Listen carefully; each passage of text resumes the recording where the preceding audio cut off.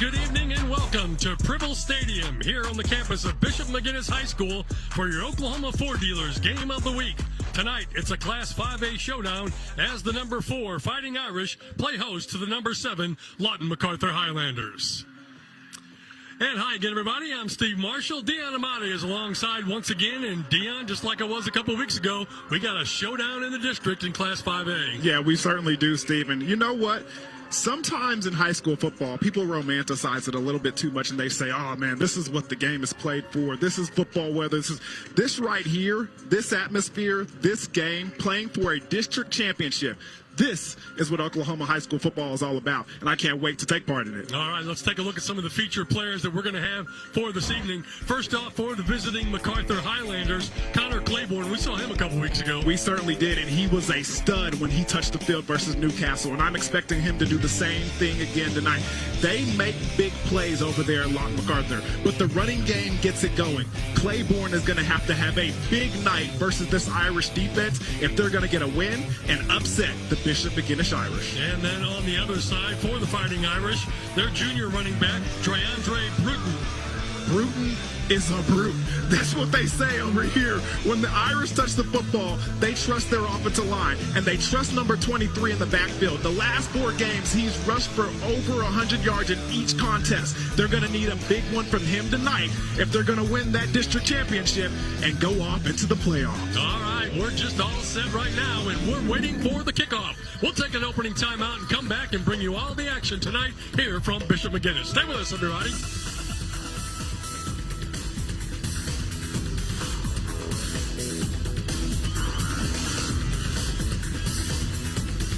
Stop whitening your smile the old-fashioned way with strips and trays that can take 30 minutes to an hour. I'm Jonathan Greenhut, the CEO of Power Swabs. When I met Dr. Ginniker and he introduced me to Power Swabs and I saw how effective they were and how easy they were to use, I knew we had to share it with the world. Power Swabs was clinically studied to whiten natural teeth as well as stain caps, crowns, and veneers. It's so effective, it works on stains caused by coffee, tea, red wine, and even smoking. For those of you who have that one stained tooth, Power Swabs can target that area using swab precision. I was actually able to take the swab and really get through some of those areas that are kind of like untreated. I can immediately see the shades getting brighter and brighter, or whiter and whiter. Order Power Swabs and receive up to 50% off the retail price. And as an added bonus, get a free quick stick pen with your order. Dial the number on your screen or visit powerswabs.com today.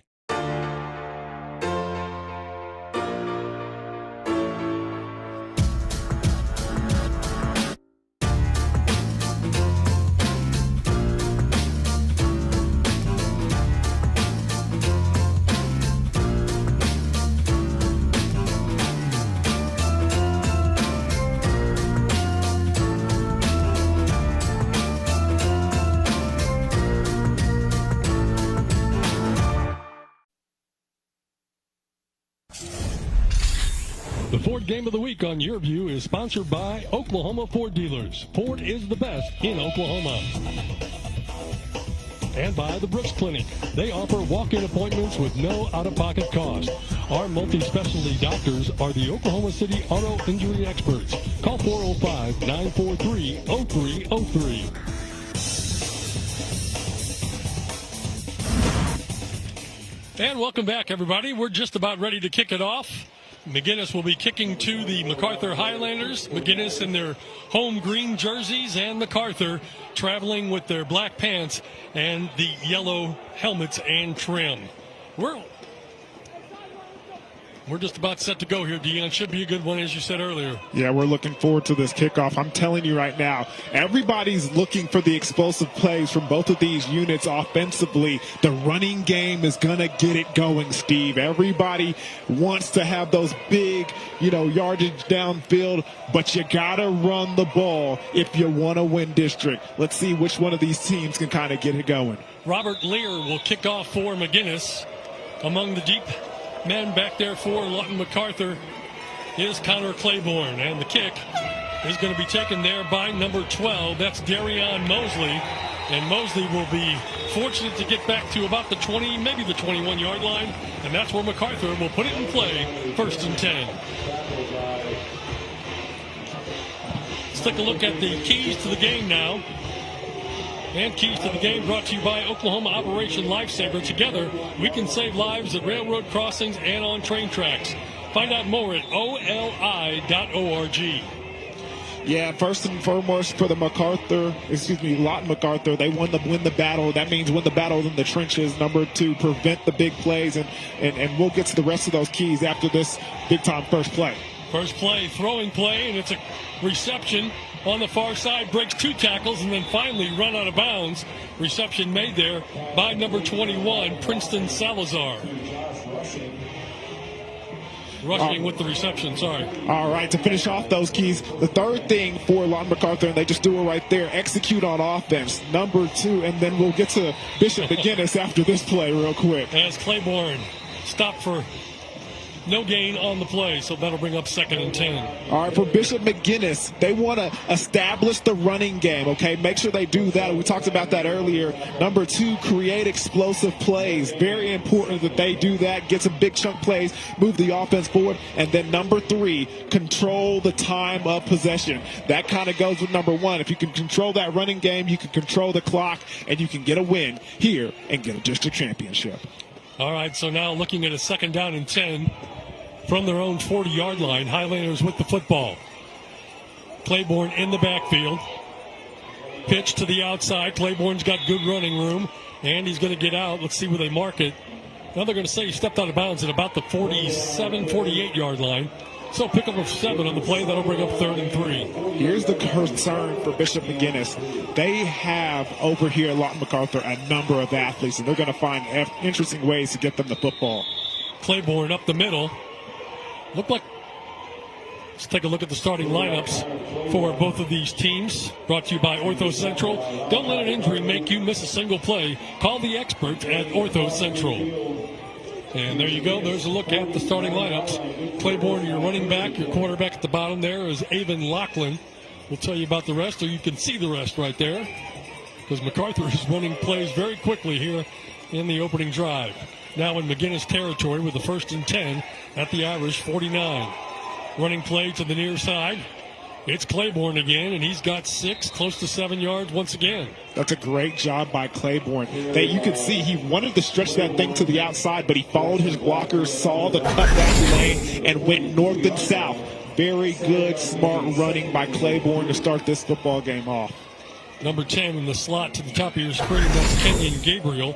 He had a big game against Newcastle a couple weeks ago that we carried. Play action pass. Has time, looks, throws downfield, but it's a little too tall, incomplete. And we got a flag on the field, Steve. It's in that vicinity of holding. We'll see what they call. So, very quick moving first 2 minutes of our ball game.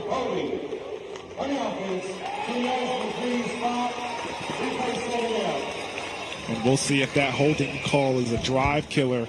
On that last play, you can talk about the explosive plays, but you also have to execute them down the field. That pass attempt to Gabriel, a wide receiver who had a big night versus Newcastle 2 weeks ago when we covered their contest. Looking to see some big things from him as well tonight. He's one of those deep threats down the field that you want to attack.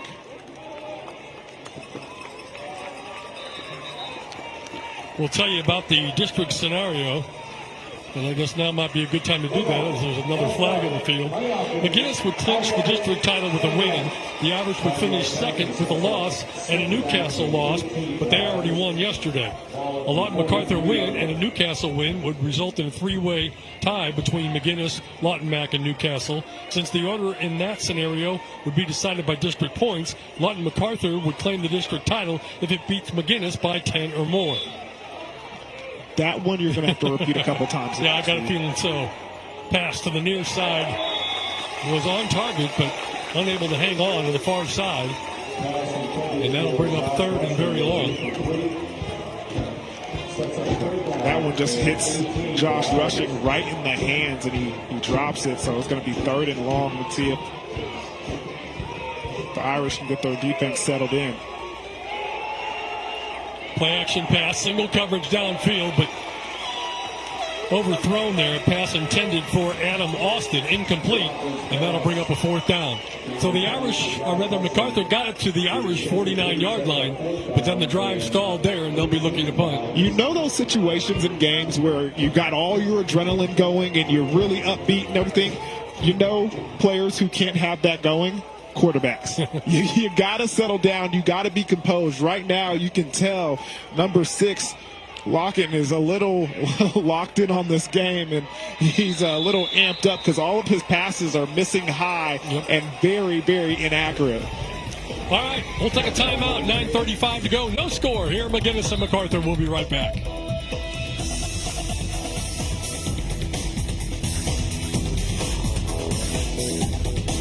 If you don't have a good dental plan, or if your employer doesn't offer dental benefits, this is the deal you're looking for. Get the Carefree Dental Card, and for just $15.95 a month, you can see the dentist anytime and pay a whole lot less. On my first visit, I saved $650. Call the number on your screen and request your Carefree Dental Card free. See for yourself why Carefree is the best deal in dental. Call 1-800-997-8844 to get your Carefree Dental Card and member guide free. This is a paid advertisement for legal services. Attention! A popular weed killer has been linked to non-Hodgkin's lymphoma. Gardeners, farm workers, landscapers, and anyone heavily exposed to this weed killer may be at risk of developing cancer. If you or a loved one were exposed to weed killer and diagnosed with non-Hodgkin's lymphoma, you may be entitled to compensation. Call Sokolov Law now at 800-584-7614 for a free legal consultation. 800-584-7614. I'm a non-attorney spokesperson. And welcome back. No score here, early going. We've played 2.5 minutes of football. MacArthur had to punt it away, and now McGuiness with their first offensive series. Their quarterback is Chance Gage. He's a 6-foot junior quarterback, weighs 190 pounds, and he's going to try to get to the outside. He'll pick up a yard, maybe. Not much more. And now take a look at the Irish lineup. And again, it's brought to you by Ortho Central. There's a look at Gage Chance at the bottom of your screen. DeAndre Bruton up there at the very top, number 23, is your player to watch tonight for Bishop McGuiness. Chance rolling to his right, dumps it out of the backfield. Big hit. Pass was caught there by number 23, Bruton. Yeah, and that hit delivered by number 2, Josh Rushing, playing that outside safety position, playing that nickel back. So looking at 3rd down and 5 now. Really trying to space out this Lawton MacArthur defense. You can see with all this empty formation and 10 personnel. Dropping the throw, looking, throwing near side, caught, gets the reception, has the first down across midfield. Reception there by Tyner Marcellus, number 6 for the Irish. And that's just a great job by your quarterback, Gage Chance. Just composed in the pocket. Great job by the offensive line, picking up a good protection and then finding that easy hitch route to the outside, picking up the first down and moving the ball down the field. And a great job running after the catch as well. So MacArthur in their opening possession got to the McGuiness 49. Now McGuiness on their opening possession has it to MacArthur's 49-yard line. Let's see where it goes from here. Empty backfield from the shotgun. Chance Gage sends a man in motion. He'll get the pitch. Get it there to Junior Harris. And Harris is not going to get anywhere. He's going to lose about 3 yards on the play. And look what this Lawton MacArthur defense is doing. They're literally telling this Bishop McGuiness offense on the other side, we can run with you guys man-to-man. They are man-to-man across the board, guarding them and loading the box. They know they want to run the football. They're going to try and stop them by loading the box and playing man-to-man across the board. 2nd and 13 now. Still 15 on the play clock. MacArthur sending a man in motion in the backfield now. Number 12 is Andrew Harris. Here comes the blitz. Dump it off to the running back. Reception there by Harris, but only going to get about 3 yards in the play, and that'll bring up 3rd and 9. Although it didn't get much yards, Steve, I like the adjustment. You saw the tight end go in motion, that he stops over there, kind of like an up back. When the safety sees that, who has him man-to-man, he dropped back into the middle of the zone trying to play a cover one situation, thinking that he was just going to stay in and block, because that's what he's done earlier in this drive. Good job hitting him, knowing that his man had fallen back off. 3rd and 9. Quick pass over the middle. Intended there for Nick Pittman, but incomplete. And once again, they get to the opposition's 49-yard line, but no further. I see what you did there, Steve. I think that was a good eye. That was a good eye. Maybe a little bit of an bouncer jinx. not gonna point that out, but maybe a little bit. But that's a great job. But again, number 2 rushing at the safety position, doing a good job, not being too handsy with the wide receiver as he tries to execute that quick slant, just staying aggressive, gets a hand on the football, incomplete pass, get off the field. Punt on the way, Juju Watson lets it go into the end zone, and they'll bring it out to the 20-yard line, and that's where MacArthur will start their second drive of the night with 6:14 left to go in the first quarter, still scoreless. We'll take a timeout, be right back.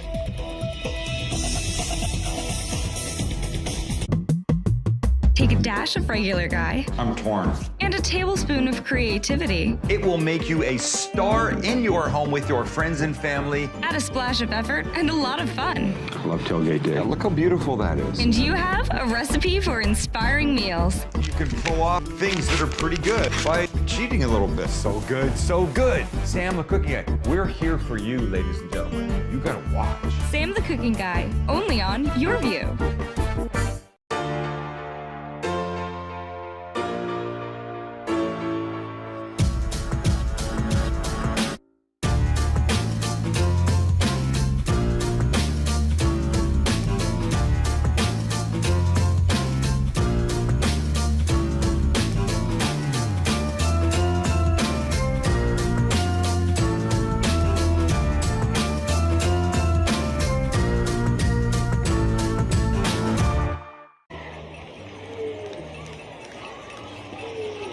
Welcome back. There you get a look at the head coach for Lawton MacArthur, Brett Manning, in his 17th year.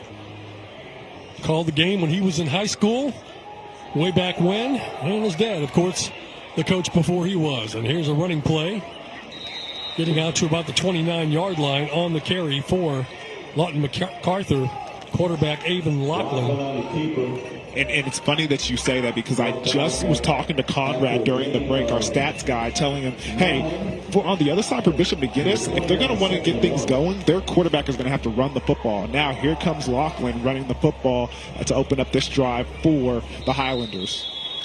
MacArthur running play. Little extracurricular going on. Running back there was 0, Josiah Thomas. So 1st and 10 for the Highlanders. Keeper all the way. Lachlan fakes the pitch, and he's going to get a yard, and that's it. Good defense there by the Irish. Yeah, that was a great job by the Irish defense, being disciplined. They've seen that play already before. That's the thing that you have to know as a defensive player. You can see it once, but once you come to the sideline, you got to get that thing corrected and then figure it out on the field. They did a good job of answering this time. 2nd and 9, Lachlan back to throw. As a receiver, wide open out here on the near side. Pass complete. They get it to number 5, Braden McDonald. That's a great job down the field. Number 3, wide receiver, blocking down the field. That's what's that, Austin Adams? Take a look again. Yeah, take a look at this replay. 3 trips to the wide side of the field. Nobody in the flats there, and they just take full advantage of it. And it did look like that ball came loose there, Steve, but I think it was out of bounds before. Handoff. Once again, it's Thomas. A little curious why Claiborne's not in there. Looking for him on the sidelines. At the moment, I don't see him. Great tackle by Darby from that outside linebacker position. And we saw this a little bit versus Newcastle. Yeah. They have a 2-back running back system, and Thomas does a good job. Intercepted. Taken away. Could he go to the house? It looks like it. All the way back for Bishop McGuiness, Tyler Marcellus. And he's in for the score. Defense wins championships, Steve. And when you make big plays like that and you get into the end zone, they most likely will win you a district championship. Great job. It's just a quick screen, tunnel screen, and the linebacker gets in the middle of the tunnel, picks that ball off, and goes the other way. Big time play by Lawton. So the touchdown there for Tyner Marcellus. Excuse me, Tyner. He's just a sophomore, too. And now the extra point attempt from Robert Lear. Snap back, ball down, kick on the way, drives it, and puts it up and through. So at the 4:28 mark of this first quarter of play, a 50-yard interception return for a touchdown. And what a thrill that has to be for Mr. Marcellus to give the Irish the lead. Here's a look at the replay. I did not have that on my bingo card, Steve. You can see it. Look at the tunnel screen, and he just gets right in the middle of the tunnel screen, picks that ball off. What an athletic catch. He raises up over the top of the defender, and then look at the run after the catch. So much determination, though, to get in the end zone for the Irish. So that gives Bishop McGuiness the 7-0 lead here at the 4:28 mark. And they'll kick it away to Lawton MacArthur. Steve, we're going to have to go back to this play right here because this, I'm not going to, foreshadow anything, but that might have been the deciding factor in the game. These offenses right now and defense, these units are so neck and neck. You can see the way they're performing early in the game, and that big time play, that turnover right there was very costly. It's the first touchdown of the game, but still enough to be a difference. Take a look at it one more time. He just refuses to go down. Great blocking down the field and just shoving defenders off of him, trying to get 6, just like to match the jersey number. All right, here's the return for Lawton MacArthur. Only the kicker to beat. Beats him.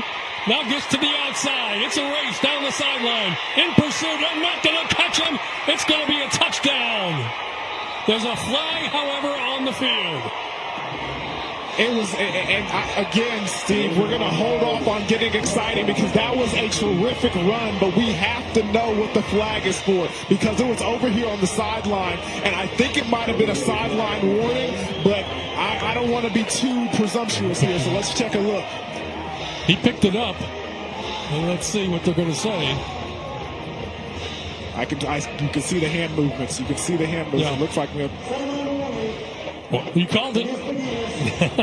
So, we got a little drama going on here tonight. What would you say about that interception being the big play of the night? I said defense and special teams win the district championship. That's what I said, Steve. Okay, that's right.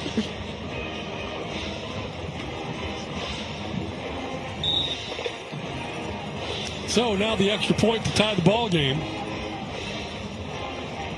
And MacArthur is able to put it up and through, and we're tied at 7 apiece. You got to remember, Steve, those extra points were a problem for them 2 weeks ago. Conrad just pointed that out for me, so that's something to see.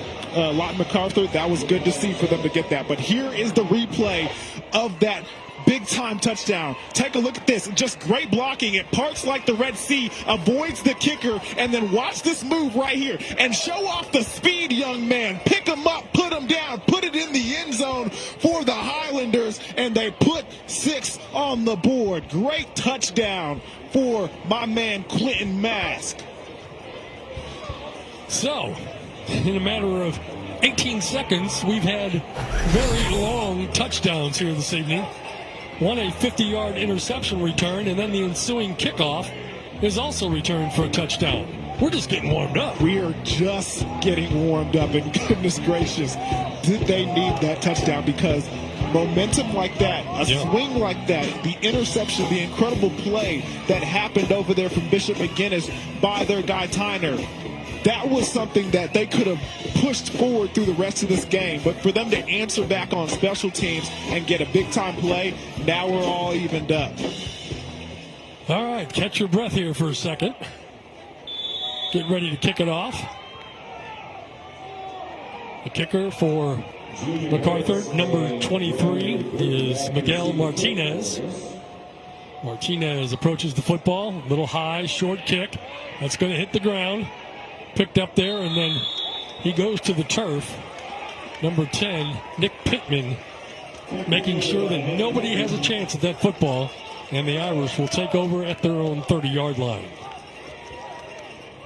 All right. Can we breathe for a second, Yeah. Steve? Can we breathe for a second? Again, both of these offenses have found ways to move the football, but haven't succeeded on getting that second or third first down of the series. Let's see if they can kind of get some things resolved here.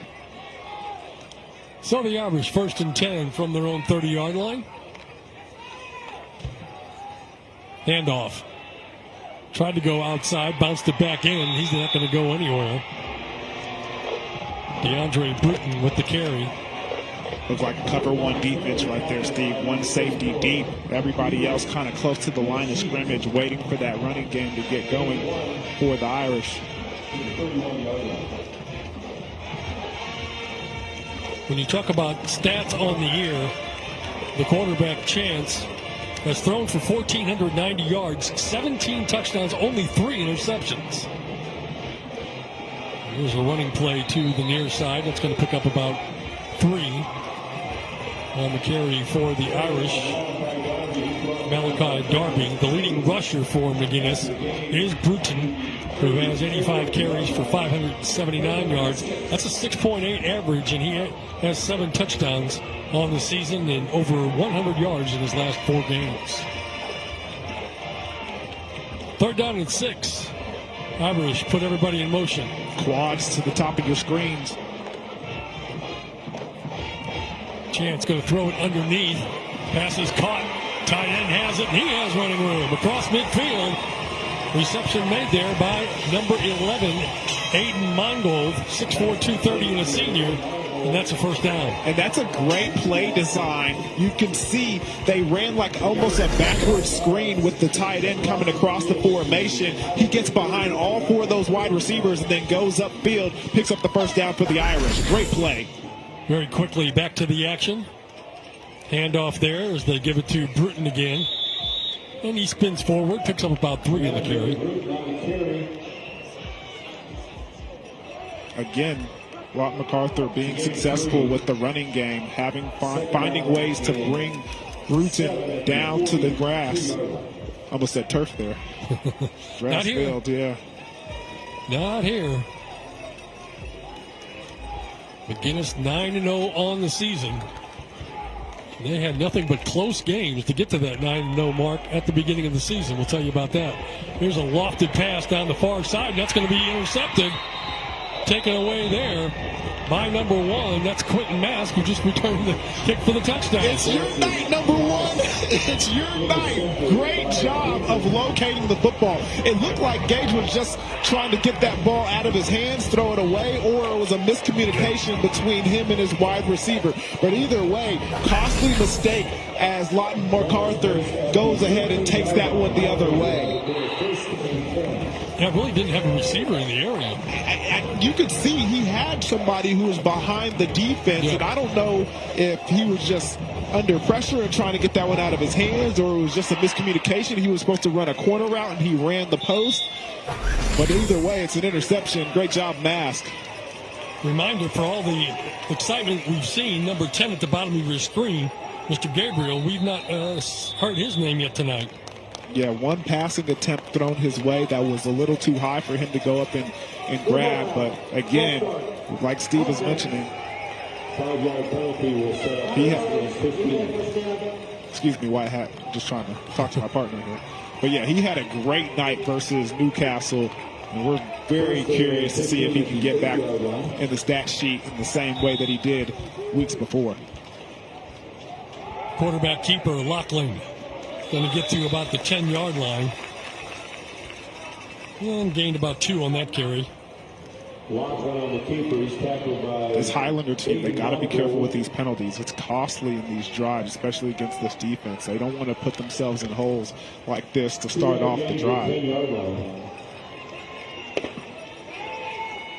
Back to throw. Lachlan looking over the middle, lost it out there for Gabriel, but They had two defenders back there making sure he doesn't get loose. And here's the thing, I can't decide if that was a bad route by the wide receiver or if that was another ill-advised pass by Lawton, because it seemed like the wide receiver ran into the defensive back in the middle of that post route and kind of gave up. But then also, it didn't seem like that ball was kind of in the vicinity of where he should have been throwing that football. 3rd and 13 now for the Highlanders. Up the middle. Lachlan escapes. Trying to pick up some yardage, but not really going to get any. And stumbles all the way to the fence and then goes down pretty hard. Hope he's all right.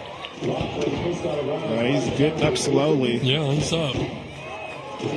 Going across the track and into the fence on the far side of the field. But that'll bring up 4th and 9 for the Highlanders and a punting situation. Again, another situation where just a penalty kills the drive and hurts their momentum. And because of that, Bishop McGuinness' defense is able to get a couple stops, especially on those passing downs, and get off the field. Tyner back to receive the punt. It's a low line drive kick. Takes a good MacArthur roll.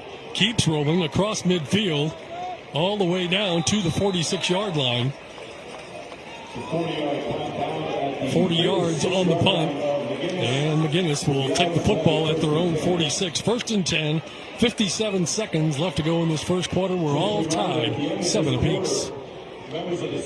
Still trying to find some way to get this running game going. If you're the Irish and that offense, they really think they have something good going with their offensive line.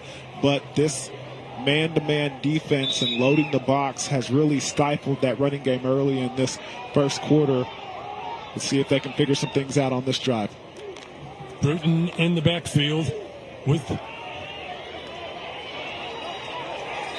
And he's going to get it all the way out to about the 45-yard line. Picked up 9 on the carry. That's a good start.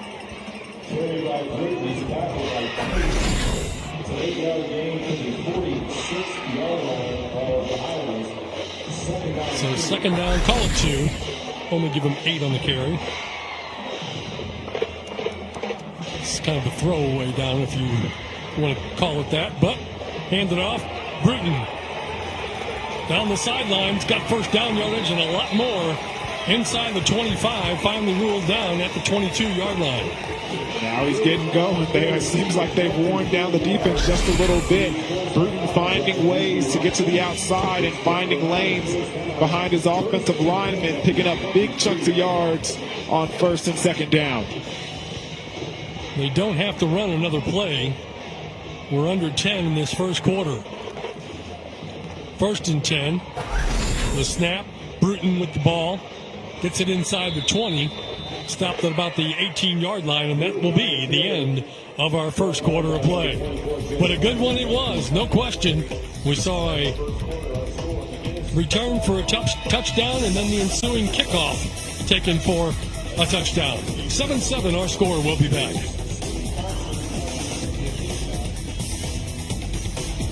Hey, airline travelers, let's say you have a problem and you need to change or cancel an existing airline reservation. What do? Well, Skywatch is a free service that can help anyone with any airline reservation fix it. Whether you want to cancel it, change your dates, or add passengers, we can help fix your airline reservations so you get exactly what you need. We've updated our computer database and now have access to every airline around the globe. So now you can make one phone call regardless of who booked your airline tickets, and we'll change it, cancel it, and fix it for you. We know the insider secrets to fixing reservations that the airlines don't want you to know about. So if you need to cancel, change, or modify an existing airline reservation, call Skywatch right now. It's a free call, so let us fix it for you.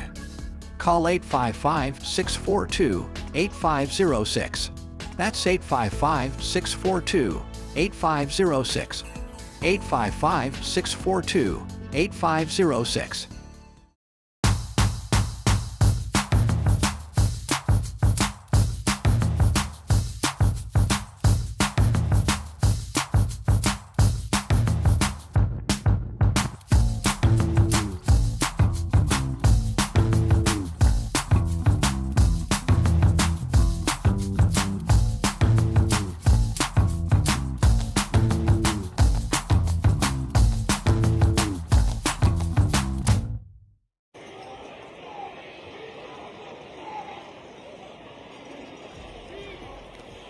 All right, welcome back, everybody, as we are set second quarter action.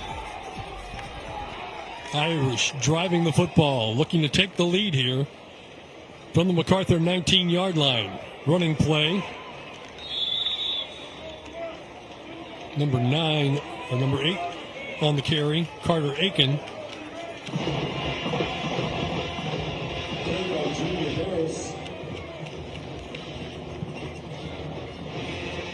Actually, number 9, Junior Harris. So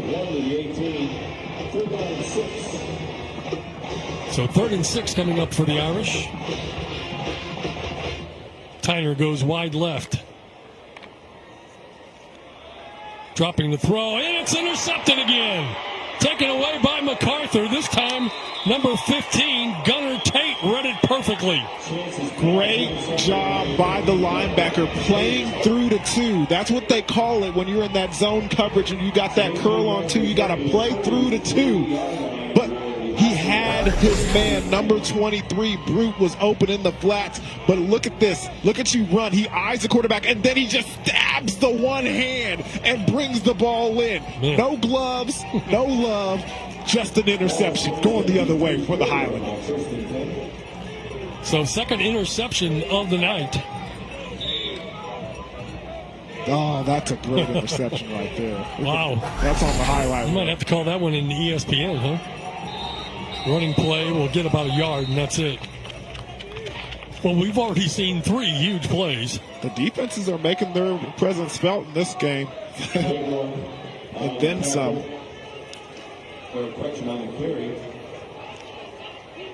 So 2nd down and 9 now for the Highlanders. They send a man in motion. Fake the lateral screen. Quarterback keeper Lachlan. And still going forward.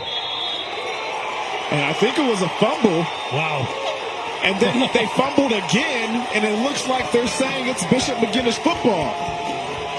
2 fumbles on one play, Steve. Lachlan fumbled. I'm stunned. Lachlan fumbled, and then I thought one of his teammates got on the football, and it looks like Bishop McGuiness is now in possession of the ball. Crazy stuff we're seeing here tonight. Are you entertained yet? Take a look at this. It's just a quarterback draw, and you can see he's all wide with the football. Number 8 does a good job, gets inside, rips it out, and then his offensive lineman gets it, and then number 6 rips it out and causes another fumble. Bruton on the carry. Picks up a yard. Take another look at another angle. Over the top there, you can see the offensive lineman pick up the football, and then he gets the ball ripped away. So 2nd and 9 now at the MacArthur 44-yard line. Irish, Bruton, and he'll get maybe a yard. And that was some good patient running by Bruton, because there was so much penetration in there for him to kind of wait and wait for the trash to kind of go by before he picks his hole and goes forward. For him to just get the 1 was good. So 3rd and 8 upcoming. Some changes for the Irish checking in. Number 20, that's Malachi Darby. Gage Chance, your quarterback, takes the snap, play action, looking downfield, got a receiver, and it's broken up. Good defensive play. Great defensive play on many of accounts. You could see it was like you could wait like a bomb was about to go off. Number 11 coming off the edge for the Highlanders. That's Sean Hughes coming off the edge, almost gets the sack, and then he throws the ball at the nick of time, but still has an effect on it. That's why it's underthrown, and the defensive back almost has a shot to intercept that. Almost like it needed more height than the throw. Get it over the defender to the receiver. Punting situation for the Irish. Angled towards the corner. That's going to hit it about the 9-yard line. Look out. Probably should have picked it up, but it's going to stop dead at about the 3-yard line. And that's where MacArthur will get it. 1st and 10. We do have a flag on the play. That's right about where they were lined up.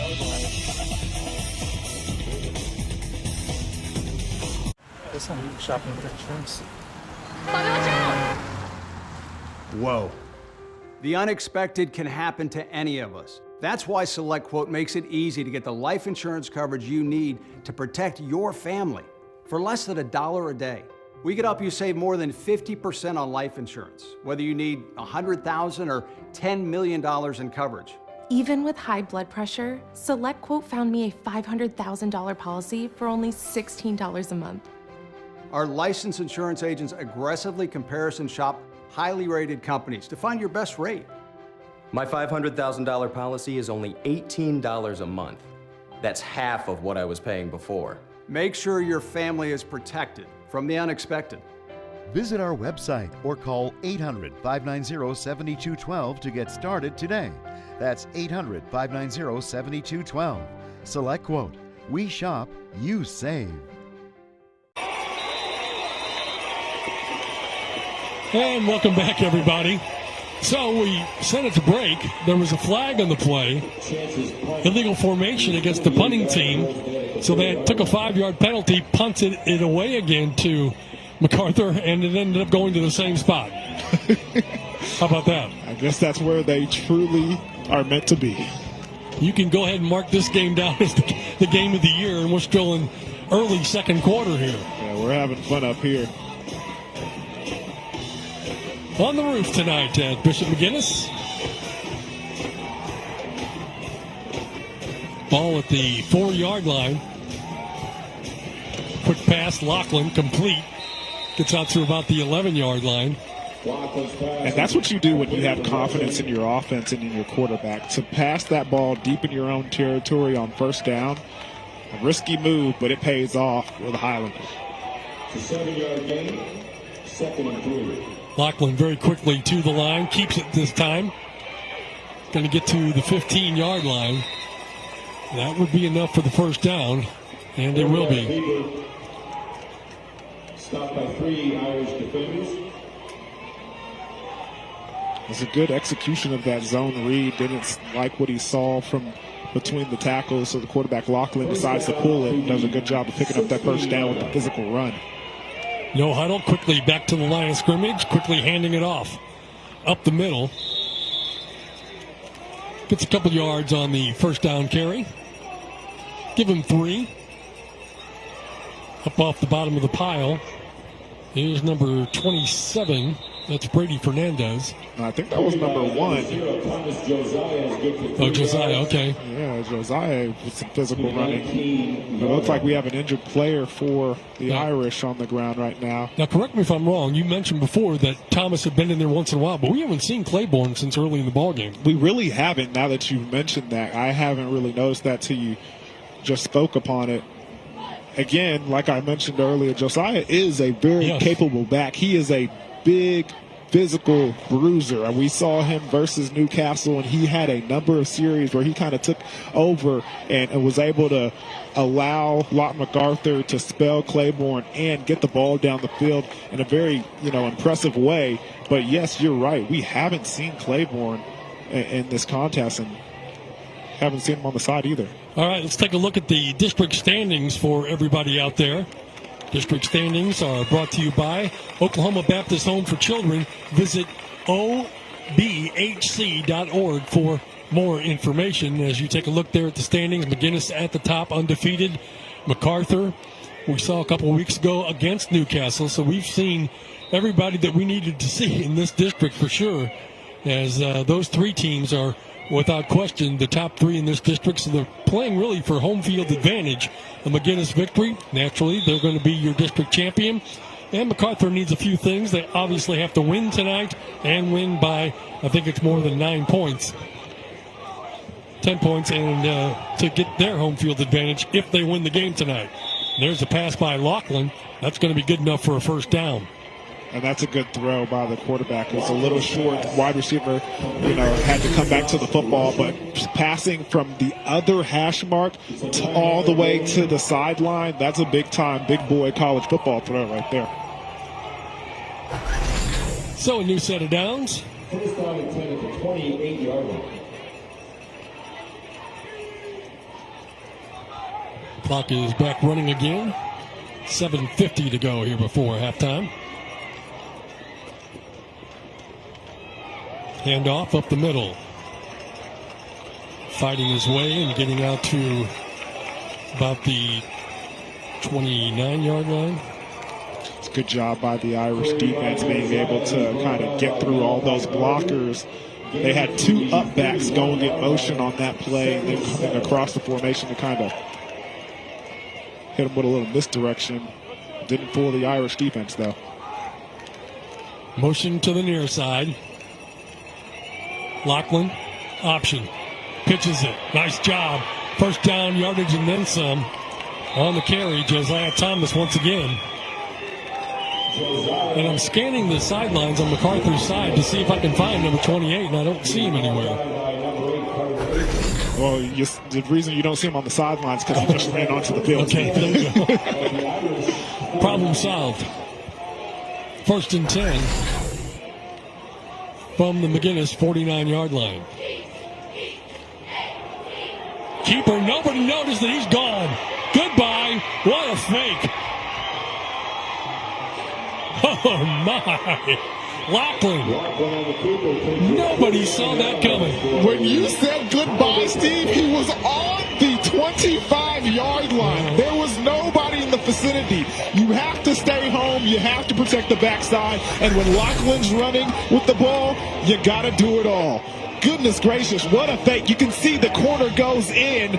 The outside linebacker comes crashing down hard, and Lachlan says, "Hey, Steve, goodbye," and goes in for 6, all by his lonesome. What a play.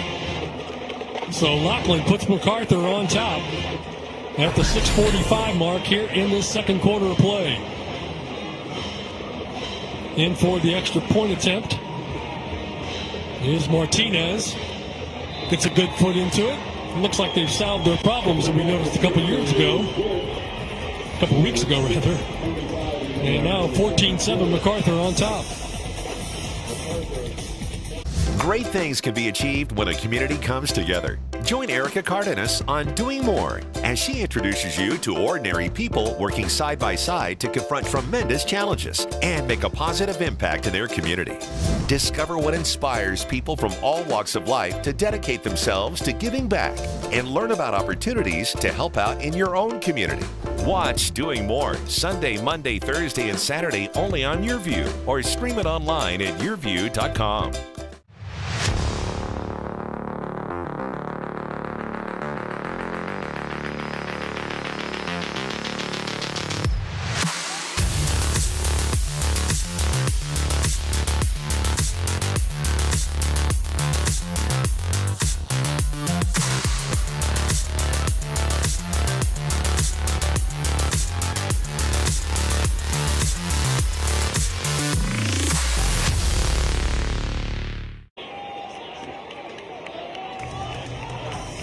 Welcome back.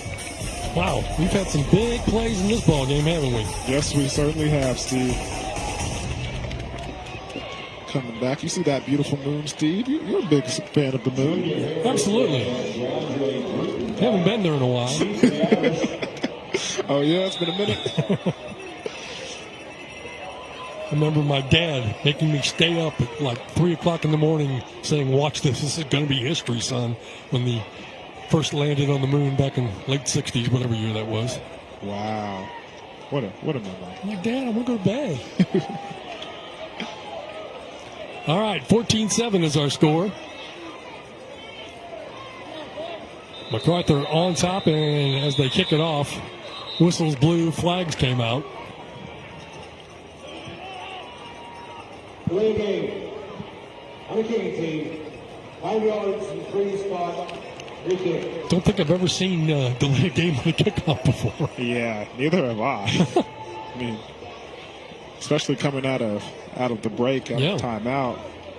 Got to be ready to go. All right, so we'll redo that. This is the ball at the 35-yard line.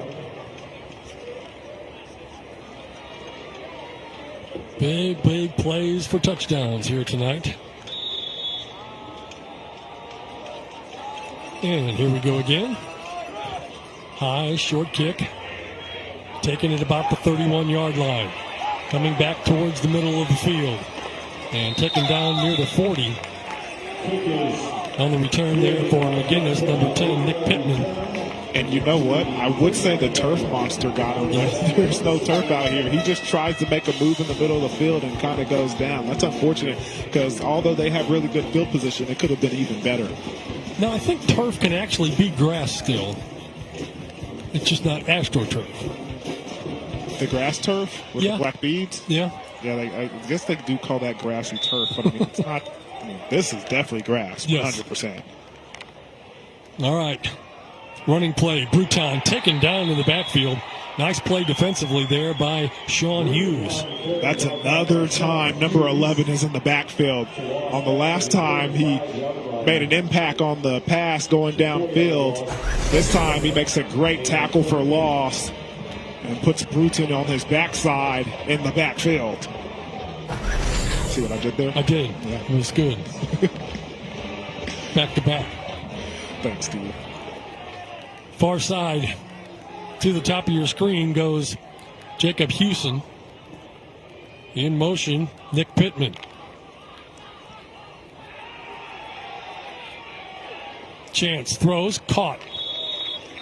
About a 5-yard gain in the play. Chance's pass complete. There is a flag in the play, however. There is a flag on the play.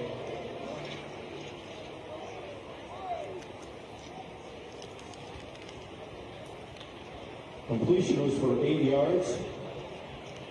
For picking up the flag, here's the call. A little shift. Listed offense. 2 people moving at the same time. 5 yards from the previous spot. Replay second down. 2 people moving at the same time. I've seen that a lot tonight. We saw those 2 guys shift together. I know. I guess if it's synchronized, then you can get away with it. Learn something new every day. Don't you know the referees at home are going, what are you talking about, Marshall? All right, here we go. 2nd down, 19.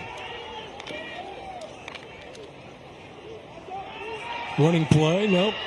Quarterback sack. Good job by the MacArthur defense. And I know the score says 14-7 MacArthur, but you definitely have to say that right now they've got the edge. Yeah, that was a great job. Eagle Machine coming in the backfield and just not giving Gage enough time to survey the defense and put the ball down the field. So that'll bring up 3rd and 23 now. They need to get all the way out to the 49-yard line to keep this drive alive. Dropping the throw. Going downfield. Got a receiver. He's right there and he can't hang on. Whoa, intended out there for Bruton out of the backfield. But just off his fingertips. And that's a good job by Juju Watson, the safety. Although he was, in coverage, he did just enough to kind of distract Bruton, excuse me. I don't know, he was beat. He was beat, but I mean, you could see early in the route.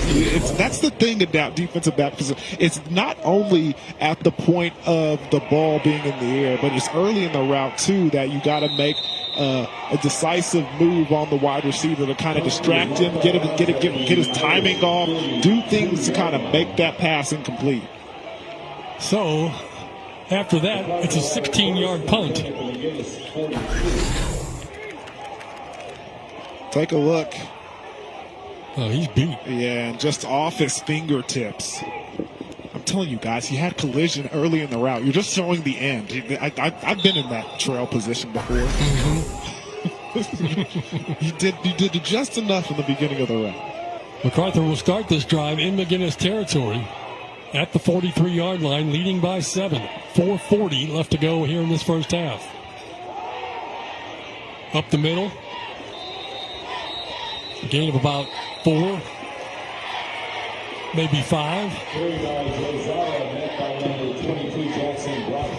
Yeah, there looked like there was a big hole for Josiah Thomas, but good job by the Irish defense closing it rather quickly, but not before he could get 4 yards. Here's Lachlan rolling to the right. Going to throw. Caught. He got it. Nice grab on the far side there by number 2, Josh Rushing. That was a phenomenal job by Rushing, adjusting to the football and coming back to it, and just an excellent job by Lawton throwing on the move. So first down for the Highlanders. Getting deeper into McGuiness territory, running play to the right side. That's Sean Hughes. Not much there for the running back. Yeah, Josiah trying to find something towards the outside, but a good job by the Irish defense of coming up and making a nice tackle. Looked like it was Darby who was the main tackler on that possession. 2nd and 9. Lachlan rolls left, throws, tipped at the line of scrimmage. Number 6 for McGuiness. Marcellus Tyner getting a hand on that. Yeah, and he was looking for Douglas Anderson over there in the flats, and he was open. He was in the middle of that defense, and he was by himself. If he could have just floated that ball over to him, he would have been running for a good chunk of yards for the Highlander offense. So that'll bring up 3rd and 9.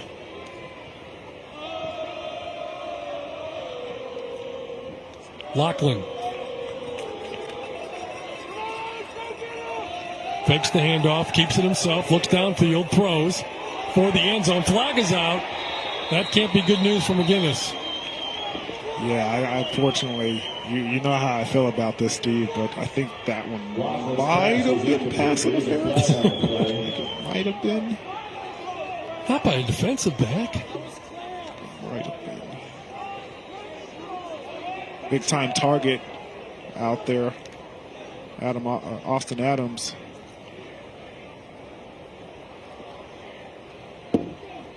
Here's the call. Defense. After this is the goal. Results in a first down. Dang it. All right, so that'll move the ball up. See where they're going to spot it here. Inside the 15, going to set it down at about the 13-yard line. Yeah, you can see on the replay, you can see the holding. You can see his holding. See, you can't hold twice now. Come on, big guy. You got to give him one tug and let him go. Running play up the middle. Still on his feet, fighting his way inside the 5-yard line. Wow, what a run. There's your guy, Claiborne. There he is. Earning those tough yards. Yeah, we saw him 2 weeks ago. We're seeing him here again tonight. He's something special. Yes, he is. Showing up yards. I mean, that double trouble you got there with Thomas and Claiborne, it'll do you some things, and especially in the red zone. Let's see if they can finish it off. Running play into the end zone. Does he make it? Looks like he does. Touchdown, MacArthur. When you have to have 6, choose number 6.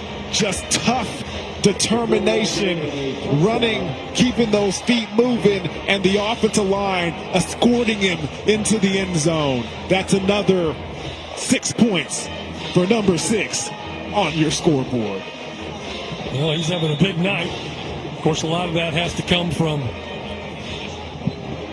the long touchdown run he had earlier. Now for the extra point attempt. Kick on the way, up and good. 21-7 is our score. And MacArthur may be surprising McGuiness a little bit here at home. And I'm telling you, the Highlanders have the athletes. They have the dudes to get it done. And as Conrad just pointed out, now, again, we still have a lot of football to play. Yes. But right now, with that score, that gives the Highlanders the edge to kind of be number 1 in the district. If the game ended right now, the score ended the way it is right now, they would win the district and win a district championship. But again, like I said, a lot more football to play, Steve. So you wonder, well, who beat MacArthur? They lost their very first game of the year, 42-21, to 4A powerhouse Elgin. And then we saw them lose against Newcastle 2 weeks ago, 41-32. Really, only one other game was even close, as they've won by 61-0, 51-20, 45-6, 46-6, and 58-0. So only Elgin and Newcastle have been able to take them down. Here's the ensuing kickoff again. High, short kick. Taking it to the 28-yard line. Irish looking to bust it open, get it out across the 40. Nice return there by number 10, Nick Pittman. And now McGuiness will go to work with 2:33 left to go here before halftime. And again, this Bishop McGuiness offense has found ways to get big chunk yards here and there. But it seems like on third down, they seem to be struggling just a little bit. And as well, the plan from Lawton MacArthur to kind of load the box, play some man-to-man defense, and not allow them to rush the football has been working. Bruton with the carry. He's going to get dropped behind the line of scrimmage. Their offense and special teams has been playing very well. Let's not overlook that defense. Great penetration by the defensive front. The first man in the backfield, Braxton Murray, he helps slow things down. And then a number of other defensive linemen back there to help bring down the ball carrier. It looks like Gunnar Tate was the other guy that really brought him down as they're back there again, Steve. Another loss is Gage Chance is taken down on the play. And we've got a timeout on the field. Stops the clock with 1:55 to go before halftime. MacArthur wants to get some time still on the clock when they hopefully are getting a punt. At least that's what they're hoping. And the Highlanders fan base who's traveled over here to Bishop McGuiness giving their defense a vote of approval as they work their way to the sideline during this timeout. So McGuiness took the lead 7-0, and then since then it's been all Irish. Don't forget, coming up at halftime, we've got all kinds of good things coming your way. We'll take a look at some of the scores. Of course, we've got highlights and stats all coming your way, and that'll be coming up at halftime. And we'll have a special interview coming up for you at halftime as well. So you can tell us about that. Yes, I can. Speaking of stats, though, Steve, statistician over here just told me this Lawton MacArthur defense has not let up a first down in this quarter. Doing a great job of getting off the field. Let's see if they can do it one more time. 3rd and 17. Pass is complete, and there's your first down. So they get the pass there. Caught by Nick Pittman. And we got an Irish player down on the field. Looks like one of the linemen is down. First down to the 46-yard line of MacArthur. A lot of pressure from that right side, but Gage does a good job of staying in the pocket, holding on to the last second, and then executing and excellently putting that pass down the field to his wide receiver, number 10, Nick Pittman, picking up that first down. Right after I just said they haven't given up first down in this quarter. Pittman says, not so fast, my friend. Number 88 coming off the field for Bishop McGuiness. So a new set of downs for the Irish.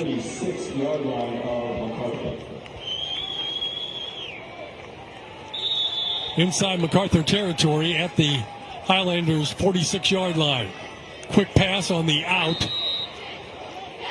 But behind Braden Split, he's their leading receiver, and if I'm not mistaken, that's the first time we've called his name tonight. Yeah, but they have not targeted him in this ball game a lot. That's something I'm hoping to see that they fix here in the second half, as there's 1 minute and 40 seconds remaining in the second quarter. Dropping the throw, quick out to Bruton. Bruton's got it. He's got the first down at about the 35-yard line. Taken out of bounds, and the clock will stop with 1:29 to play. Irish really need to get on the board here before halftime. Yeah, you can say they're working their way down the field, and they're doing a good job of picking up some first downs as they work their way over there. Spotted at the MacArthur 35-yard line. And we got whistles before it all takes place, and a timeout called by Bishop McGuiness. With 1:20 left to go here before halftime, MacArthur leading 21-7. And I'm curious to know if the Bishop McGuiness sideline saw the Lawton MacArthur defense switch back to man-to-man, and they did not like the play call that they had against that defense. So they quickly go on to the coaching staff quickly goes onto the field and calls a timeout. I mean, a minute and 20 seconds remaining. There's no point of holding your timeouts. If you don't see something that you like, hurry up and get out there and call a timeout. You can see there's one safety back. But watch this safety, number 3, come down. Once he comes down and then number 2 comes down too, that's man across the board, and that's cover 1 because you got one safety over the top. Quickly, the coaching staff runs onto the field, calls a timeout. Again, I'm not saying for sure that's why they called the timeout, but I'm assuming. You know, a lot of years playing football, watching football, calling football games. I'm just saying it's an educated guess, but it's a good education. I'll take your word for it. Yeah. Quarterback chance. Line of scrimmage at the MacArthur 35-yard line. 1st and 10 for the Irish. Dropping the throw. Here comes the blitz. Up the middle. Taken down as he throws. And incomplete. Not much you could do on that one. Number 15 for Lawton MacArthur was in the backfield right away. And that was Gunnar Tate. And as you switch your offensive play, they switch their defensive play, send number 15 right up the middle, and he gives your quarterback all he can handle. So now 2nd and 10 coming up. 2 receivers to each side. Quick pass caught, but going nowhere. It's going to be a loss in the play. Very good reaction by that MacArthur defense. That's 4 passes in a row over to that right side of the field. You got to keep an eye on it, Steve. Producers are in my ear telling me that they continue to go to that right side and wondering what the real reason is.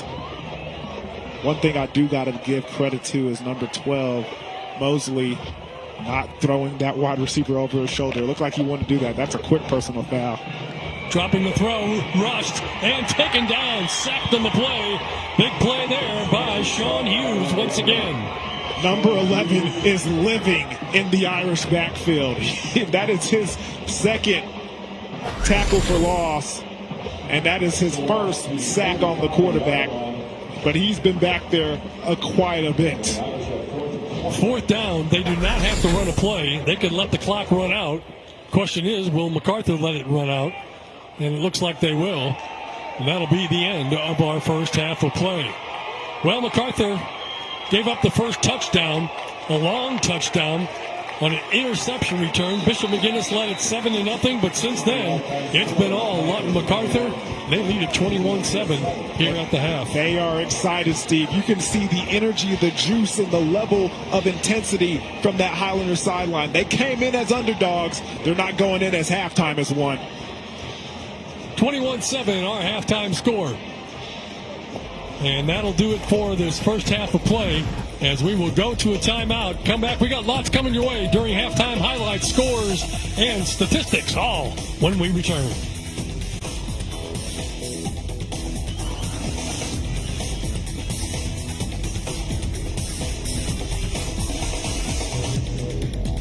Are you constantly getting up at night because you have to go?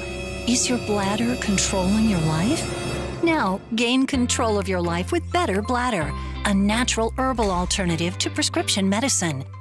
I used to have to go to the bathroom every 20 minutes. With a degree of urgency, I no longer feel. I now can go 3, 4, and I have gone 5 hours without stopping to use the restroom. Having had the experience as a doctor using Better Bladder with patients, I can really recommend it with confidence. A full 2-month supply of Better Bladder is only $39.95 per month, but it won't cost you that today because you can experience Better Bladder free for 30 days. You also get a free 30-day supply of TheraBotanics Perfect Omega. Just one Perfect Omega has the power of 3 ordinary fish oil supplements. Plus, get a free copy of Doctor Secrets to a Better Bladder. A $60 total value, free. Call the number on your screen now and take back control with Better Bladder.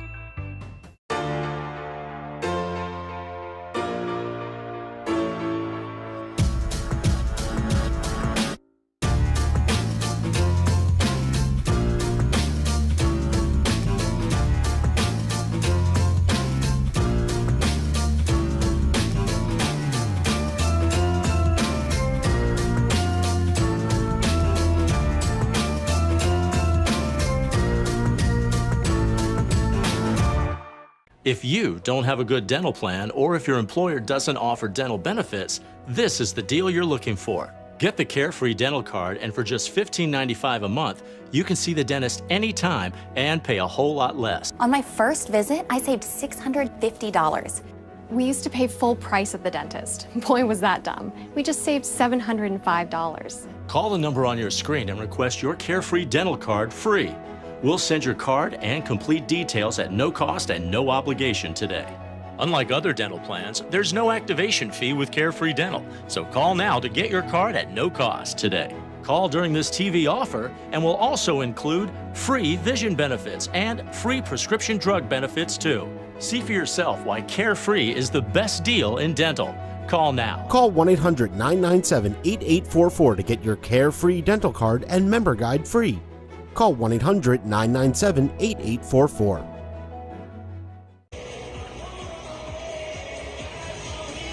And welcome back, everybody. 21-7 is our halftime score. Bishop McGuiness trailing Lawton MacArthur here at home as you take a look at the concession stand. And right now, we want to go to an interview that took place earlier today. Our own Dion Amade was talking with a very good group of people here about Cleats for Kids. And here's the story.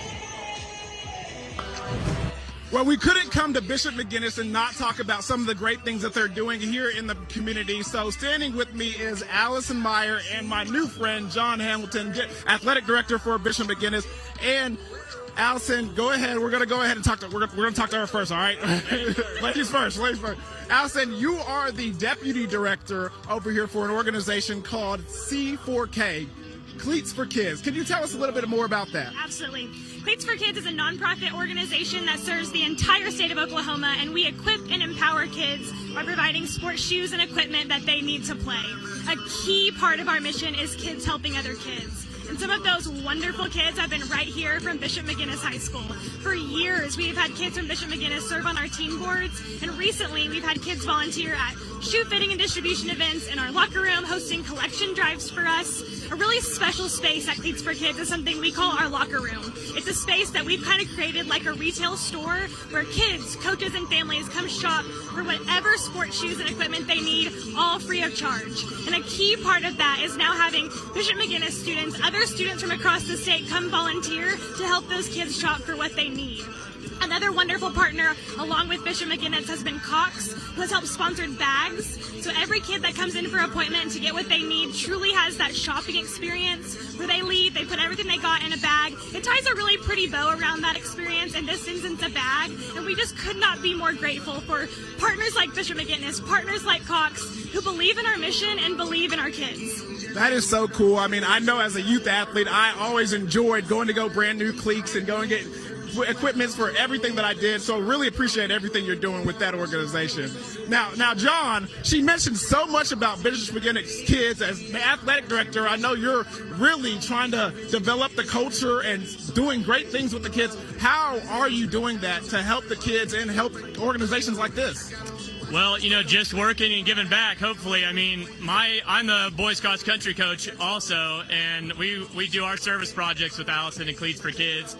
And I'm a proud 99 graduate, go Irish, class of 99 shout out. So, I mean, we're raised here. One of our missions is a person for others. That's our mission statement.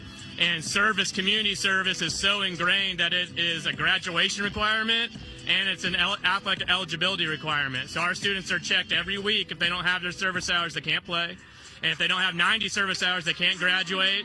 And if you get 300 service hours, you get a red cord of graduation. And we average over 60% of our graduates, our seniors, get 300 service hours in their 4-year career here. So go Irish. That's amazing, man. Doing so much great things with the community. Allison, real quick, for the individuals who are watching that want to help in any way they can, how can they do so?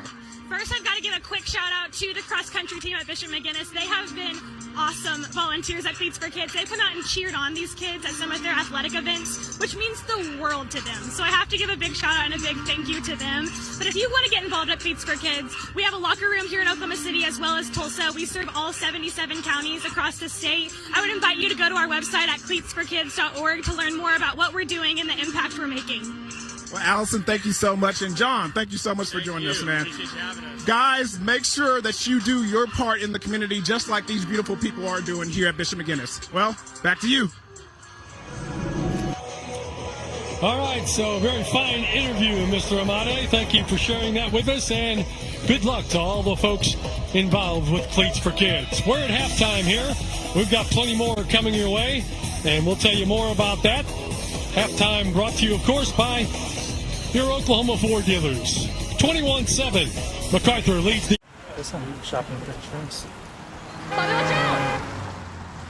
Whoa.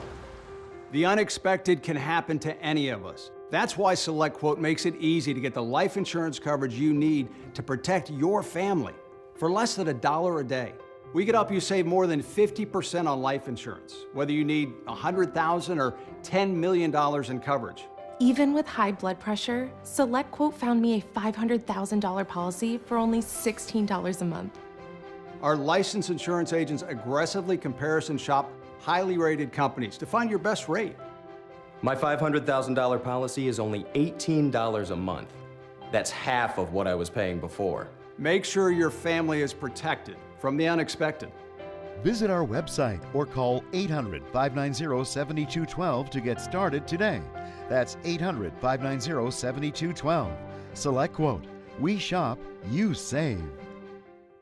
Great things can be achieved when a community comes together. Join Erica Cardenas on Doing More as she introduces you to ordinary people working side by side to confront tremendous challenges and make a positive impact in their community. Discover what inspires people from all walks of life to dedicate themselves to giving back and learn about opportunities to help out in your own community. Watch Doing More Sunday, Monday, Thursday, and Saturday only on YurView or stream it online at yourview.com.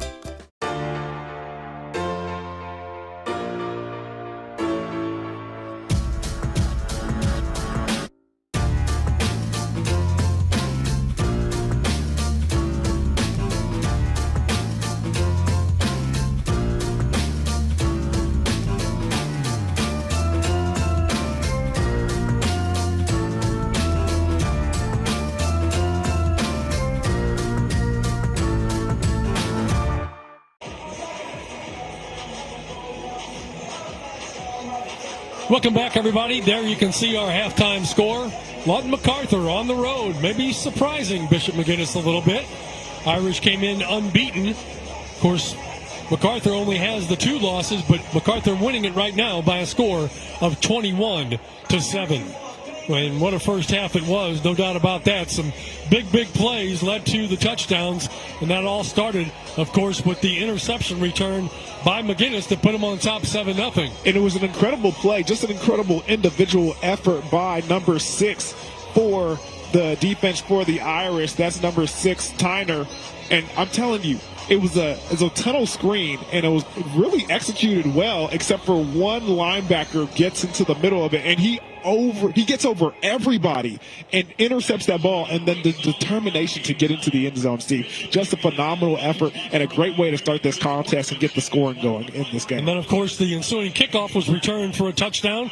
That was 7-7, and then from there, it ended up being MacArthur's game, and they lead it now 21-7. And that was a big touchdown because you could tell in this situation, this type of game, it could really get away from you, especially being here at Bishop McGuiness, having a big-time score. That could have really had the game taken away from Lawton MacArthur, especially the momentum, but they answered back really quickly. A great performance and a great individual effort by number 1, Quentin, who not only makes a move and picks up some good blocking, but shows off the speed down the sideline to get into the end zone and make it a 7-7 contest. All right, so now let's take a look at some of the scores from across the state. Again, this is week 10, so a lot of playoff implications are out there. What do we got? Yeah, you can see last night, the final score on a Thursday night, Newcastle wins 56-7 versus Southeast, taking care of business and making this matchup even more important as we go forward. Also, you can see right now in the second quarter, Duncan leading the way versus Midwest City. That game is at halftime, looks like 14-8, and then 0-0 right now for Klassen and Goman. All right, so that's a look And then we take a look at some of the other scores from across the state. Tahlequah on top of Nathan Hale. Pryor leading Del City. That's 2 top 5 teams. And also Carl Albert and Altus. And Carl Albert having the best of that right now, winning by a score of 21-0. Guthrie taking care of business as they lead Lawton 37-8. And we've got still some more scores coming your way. Coweta, Eney Central, no score there. Collinsville taking care of Memorial 35-0. A close one at McAllister. They're on top of Shawnee, leading 6-0, and no score as of yet between Edison and Tulsa, Washington. So that's a look at 5A schools, and we'll take a look at highlights when we come back. But right now, let's take a timeout. And we have MacArthur leading McGuiness 21-7 at the break.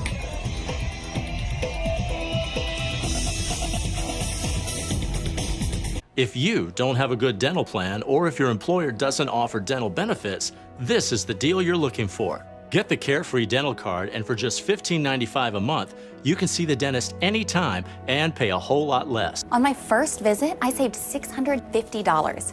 We used to pay full price at the dentist. Boy, was that dumb. We just saved $705. Call the number on your screen and request your Carefree Dental Card free. We'll send your card and complete details at no cost and no obligation today. Unlike other dental plans, there's no activation fee with Carefree Dental, so call now to get your card at no cost today. Call during this TV offer and we'll also include free vision benefits and free prescription drug benefits too. See for yourself why Carefree is the best deal in dental. Call now. Call 1-800-997-8844 to get your Carefree Dental Card and member guide free. Call 1-800-997-8844.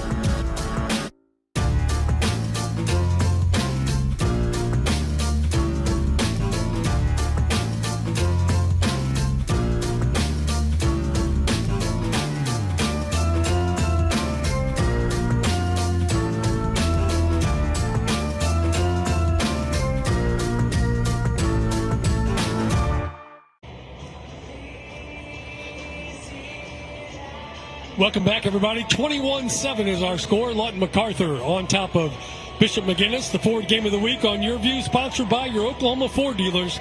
Ford is the best in Oklahoma. We've got some highlights coming your way here, courtesy of all the great guys here that do all the stuff behind the scenes for us. We certainly do appreciate that. Yeah, well, let's go ahead and take away. Starting off the scoring on the game, it's an interception.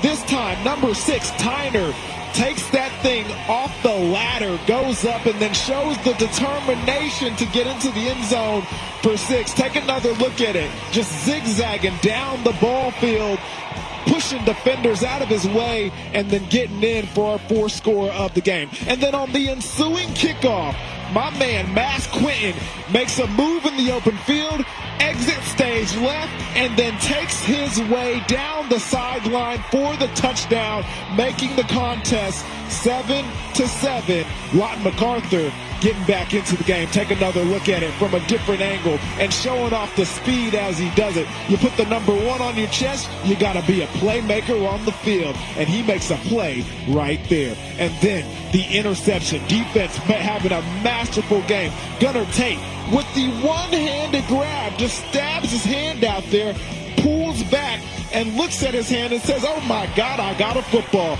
Goes the other way, gets tackled by the quarterback, but still a big-time turnover, and that has been the story of the game. And then to get in the end zone, faking out everybody, including the cameraman, our guy, Lachlan, goes in by himself.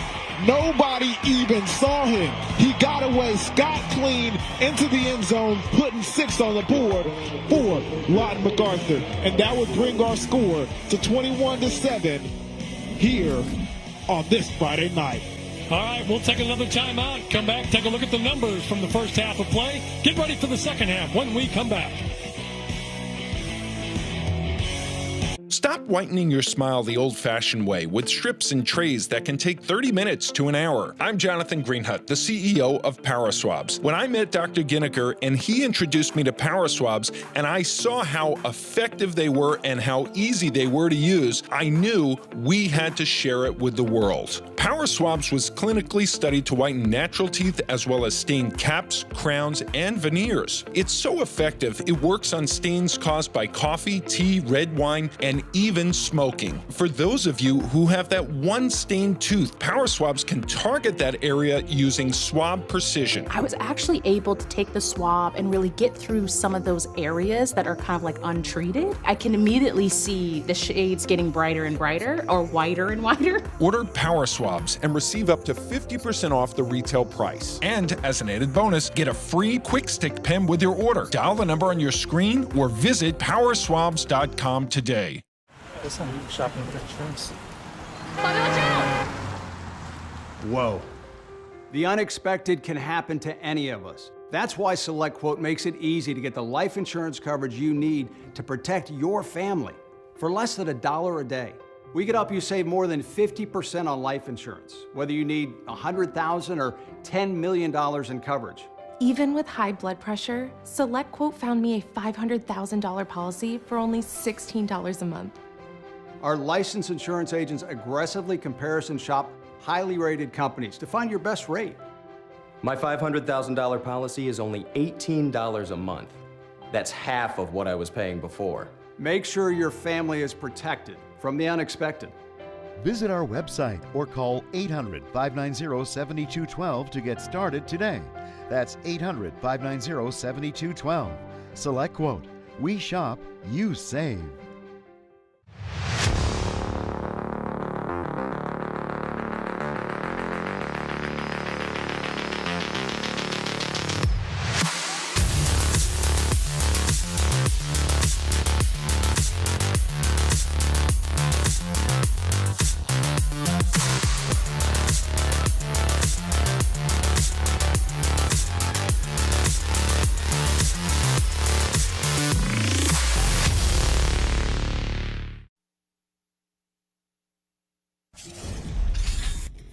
The Ford Game of the Week on Your View is sponsored by Oklahoma Ford Dealers. Ford is the best in Oklahoma.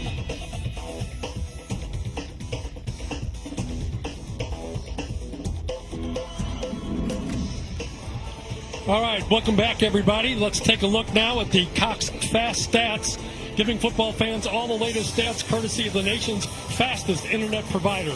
Learn more at cox.com/internet. And we talked about it early in the game, Steve. We talked about rushing the football was going to be the deciding factor. And you can see it was the deciding factor in this first half. 124 yards rushing for the Highlanders, only 18 yards.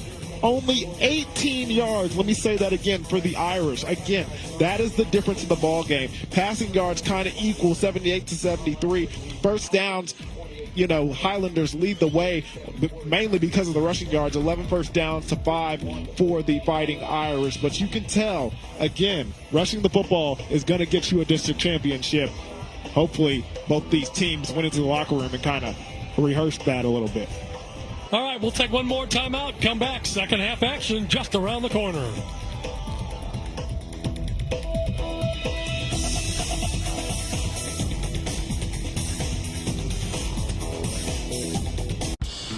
Most men over 40 look into the mirror and see this, when they could be seeing this. Most men over 40 look into the mirror and see this, when they could be seeing this. Most men over 40 look into the mirror and see this, when they could be using this. Particle 6-in-1 Face Cream for Men, the first of its kind anti-aging cream designed specifically for men. Fights eye bags, dark spots, and wrinkles. Visit particlemen.com and use the promo code on your screen to receive 25% off your entire order. Plus, we've got free shipping and a 30-day money-back guarantee. www.particlemen.com. Because seeing is believing. Do you want a full body workout that stretches, strengthens, and builds your cardio? Then I have a solution for you. Hi, I'm Leslie Sokol, the creator and founder of the Adult Dance and Fitness TV show for the young at heart. Join in with me weekly on your YurView channel and get a great workout. Check your local TV listings. Let's get fit together.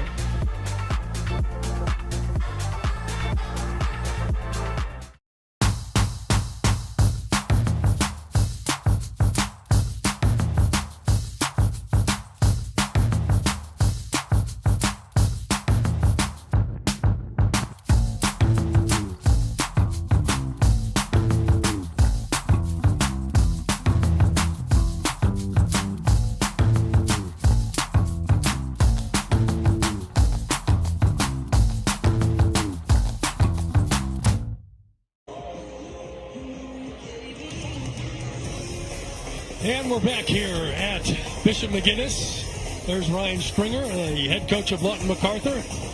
Wonder what he told his kids at halftime, up leading on the road by 14. Yeah, apparently a lot, because they definitely came out of halftime a little bit late. The guys in the truck were asking me a little bit. It's like, hey, that time after the 20 minutes runs out for halftime, they put an extra 3 minutes on the clock so the guys can get stretched and get going, right? I was like, yeah. He goes, why is Lawton MacArthur still not out here? I was like, apparently they're running a little behind. They're doing a little bit more adjustments, but hopefully they'll get out here, get warmed up, and get going, because we're waiting, guys. We are waiting, and we're not far away from the start of this second half. We told you about the schedule that Lawton MacArthur has played already this year and how they have done. And for Bishop McGuiness, their first game, they beat Deer Creek by 3. Then they beat Bishop Kelly by 5, Bishop Lynch by 7, and Bishop Carroll by 3 touchdowns. And then after that, they just rolled through 57-0, 56-8, 28-10, 45-7 before last week when they beat Newcastle 24-14. So they've not really been tested since early in the year, and you know better than anybody else what that means.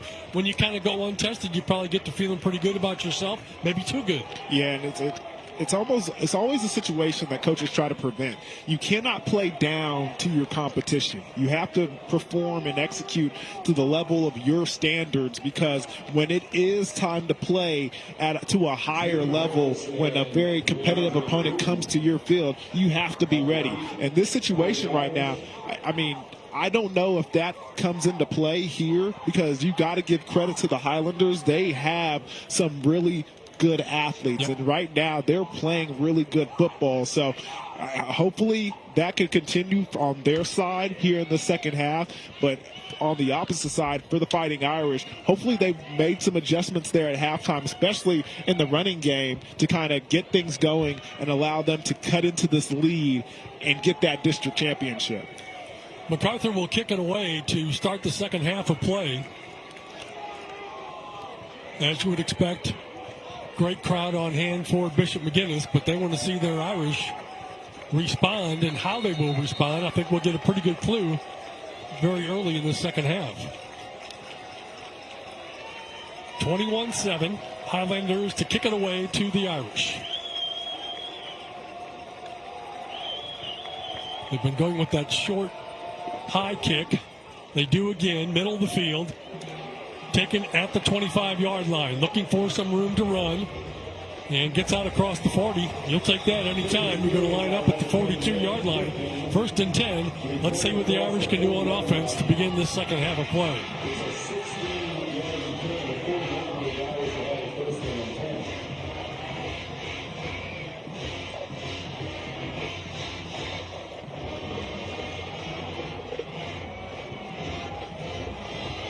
So McGuiness comes out.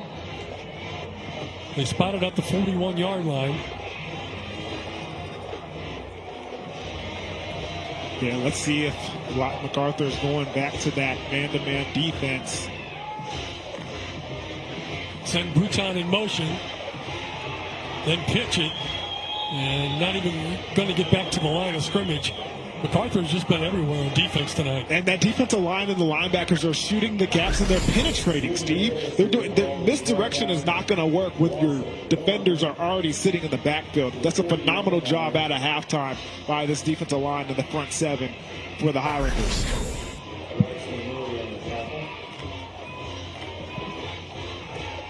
Out of the shotgun, looking down the middle of the field, has a receiver and it's complete. Fumbles the football, and it's recovered by MacArthur. They're going to say incomplete pass. Big hit. What a hit, Steve. What a hit. Number 8, Juju Watson came out of nowhere in the middle of that post route and just eliminates the wide receiver and dislodges the ball from his grasp. Let me see a replay. Take a look. Middle of the field, comes out, lowers the shoulder, and just makes a play. It was there. The pass was on the money. It was going to be a big gain.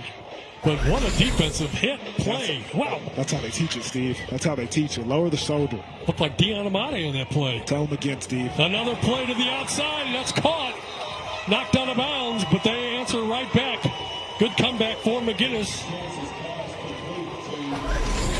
What a pass by Gabe. Look at this again. It's just a little bit of a switch route, and they catch the defender with his eyes in the backfield. It's man-to-man defense, and the safety has his eyes in the backfield, loses track of the wide receiver on that switch route, and it's a big play down the field for the Fighting Irish. Oberdance with the reception, and another big running play for McGuiness, and they are coming out on fire. They're feeling it. They're feeling it. All you need is one big play and get the momentum going. This offense is starting to feel it a little bit, and they're hurrying up to the line of scrimmage. At the MacArthur 26-yard line, 1st and 10. Hand off to Bruton. Bruton's going to get inside the 20 down to about the 18-yard line, spotted at the 19. You can see they're holding on, and the Highlanders are really ripping at that football. Good job by Bruton, to hold on to the football. Bruton coming off the field. In the backfield for McGuiness will be number 20, Malachi Darby. Gage Chance, your quarterback. 2nd and 3. Straight ahead, Darby, first down. Inside the 15-yard line. So far, an impressive opening drive for the Irish. Yeah, and it started off with that big-time hit by the Lawton MacArthur safety, Juju Watson, but they've answered back, and they've been able to make some things happen, kind of spreading the field out a little bit, and now the running game's getting it going. 1st and 10. Running play, Darby again trying to get to the outside. And the MacArthur defense says you're not getting outside this time. They needed a host of Highlanders to bring down Darby, but they finally do, and with a loss of 1. So a great job of just pursuing to the football and getting the ball carrier down. Empty backfield this time. Going to keep it. Running to the right side, getting down to the 10, and he gets waylaid. Goodness gracious, Steve. Who was that man? Looked like 29? No, I think it was 34. Okay.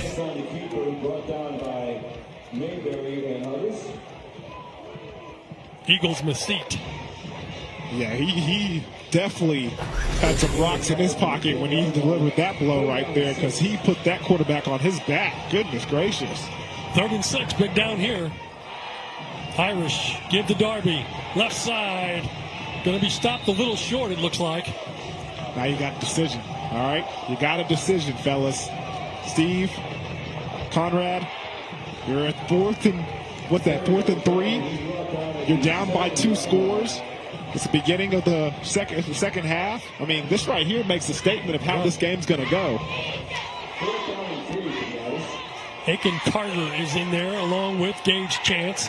Running play to the outside. 1st down. Does he get to the end zone? He does. Touchdown Irish. You gamble, you risk. On 4th and 3, you trust your offensive line and your offense, and you say, go get it, boys. And the boys go get it, Steve. They got it done there. Taking it in himself for the touchdown. A one-possession ball game with the extra point to come. Yeah, and I just love the tempo that they showed on that fourth down right there. Hurry up. Don't let the defense get to see what your situation is. Don't let them see the formation. Hurry up, get to the line, execute, go downfield, get the touchdown. Extra point is good, and that makes it 21-14 with 8:15 left to go. As you take a look at the touchdown as we go to break, we'll be back with the kickoff.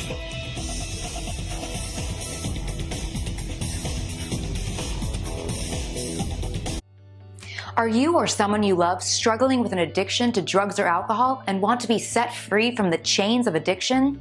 Then call Addiction Helpline America right now to get the help you need. From drug and alcohol addiction to dual diagnosis treatment, we provide a confidential helpline to help people like you get sober and live happy, substance-free lives. With one call, you can be on the phone with addiction specialists across the country who will guide you on the next steps to find the freedom and healing you desperately need. Call Addiction Helpline America at the number below. We provide a confidential helpline to help people like you get sober and live happy, substance-free lives. One phone call today can change your life forever. Don't wait another minute for that right moment to be set free. Take that bold step and call Addiction Helpline America at the number below or visit www.addictionhelplineamerica.com.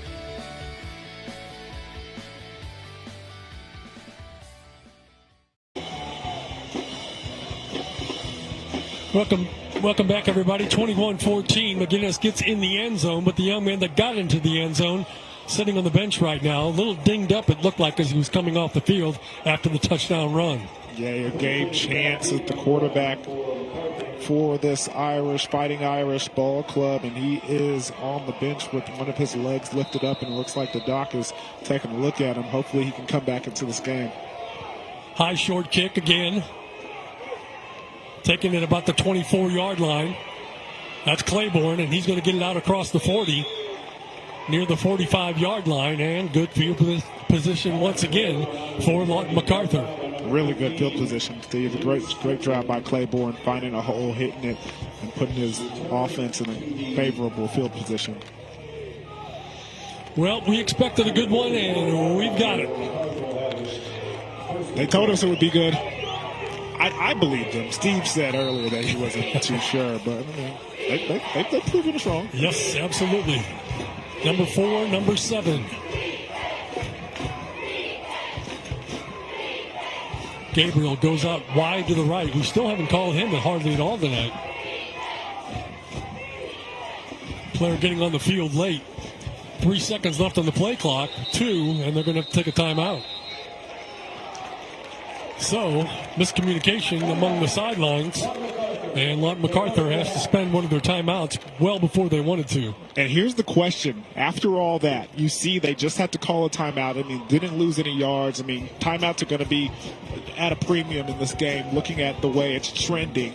But still, does that little inconsistency right there, that unpreparedness, kind of cause this offense to kind of lose a little bit of their rhythm, or do they kind of prevail from this little adversity? It's going to be interesting to see how the Highlanders come out of this timeout, if they're ready to go for this series. Again, the momentum right now with the Irish, just after that big-time score and that big-time answer by their offense. But still, Highlanders have the lead and had so much momentum going into halftime. Their first offensive possession, they got to do something with it. So, they trot back onto the field. We'll see what they have in store. Lachlan is your quarterback. Your boy Claiborne's out there. Just want to make sure you do that. Thank you. He's in the slot near side. Motion, fake the pitch. Lachlan keeps it. Lachlan straight ahead, and he'll get 9. Good pickup on first down. Really good pickup on first down. I thought for sure they were going to hit that jet motion coming across. That was number 2. Josh rushing, but decided to keep it with the quarterback, and he goes for 9. Running play again. That's Claiborne. He'll get the first down and gets down to the McGuiness 44-yard line. They've not had any trouble moving the football tonight. They certainly haven't. When they've decided to put their hands in the dirt and move forward, they've gotten it with little challenge from this Irish defense. Claiborne again, bounces it to the outside. Looks for some running room. Still on his feet. And he's going to be first down yardage. He's right over there by the yard marker, the point to gain. See what they spotted. And that was just great blocking on the outside by number 3, Adam Austin. Picking up just enough to pick up that first down as well. Adam Austin recently decommitted from Arkansas. You know if he decided to make a switch back or yet? Did you talk to him, yeah. Steve? No? Didn't find out anything new. Okay. Just, interested on the young man's future,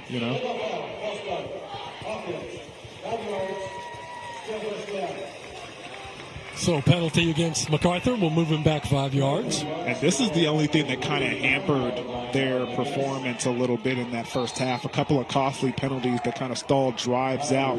Hopefully this one doesn't do the same.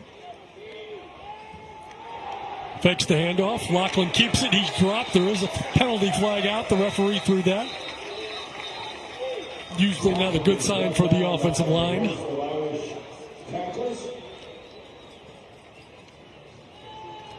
And holding is going to be the call.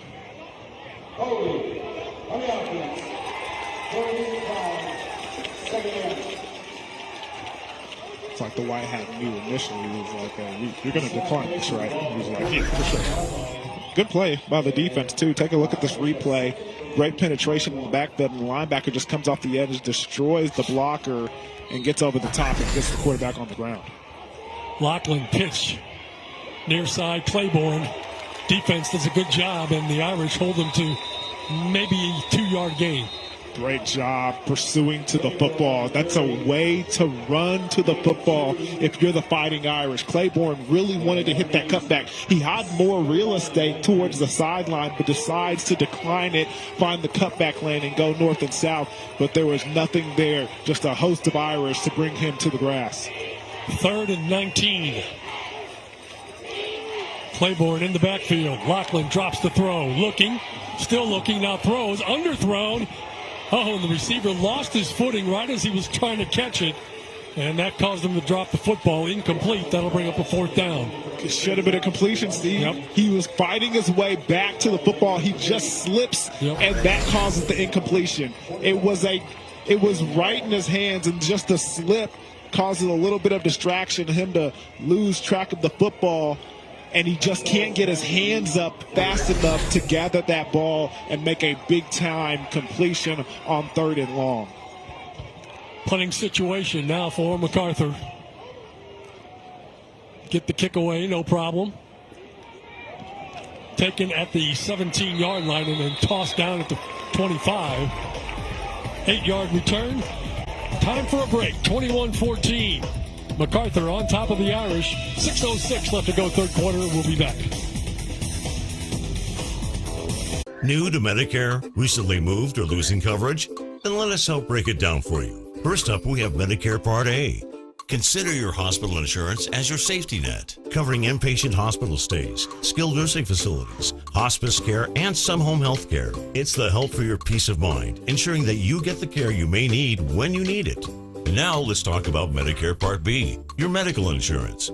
This is your key to most preventative services, outpatient care and doctor visits, from flu shots to screenings. Part B, you're at the forefront of proactive health care. If you enroll in a Medicare Advantage plan, the plan may provide all of your Medicare Part A and Medicare Part B coverage, and it is designed with you in mind, providing a wide array of coverage options for personalized care. Review your Medicare coverage options, ensuring it aligns with your evolving healthcare needs, from flu shots to screenings. Call 800-761-4190. 800-761-4190.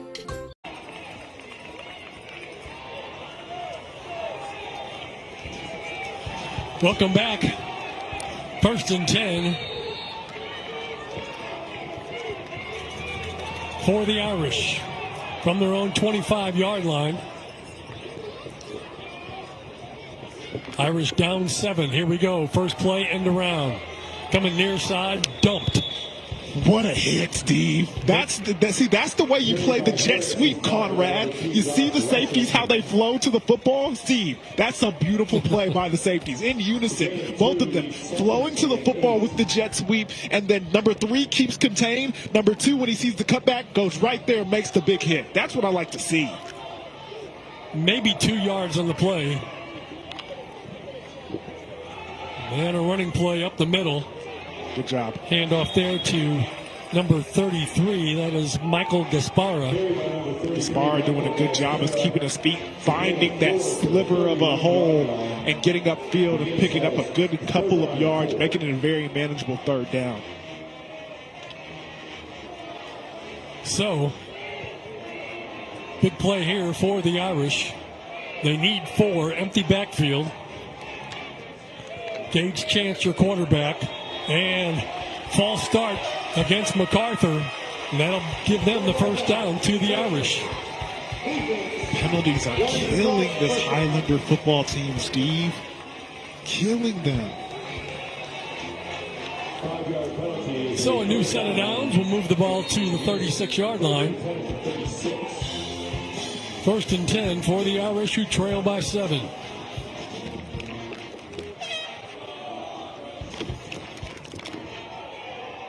Running play to the far side.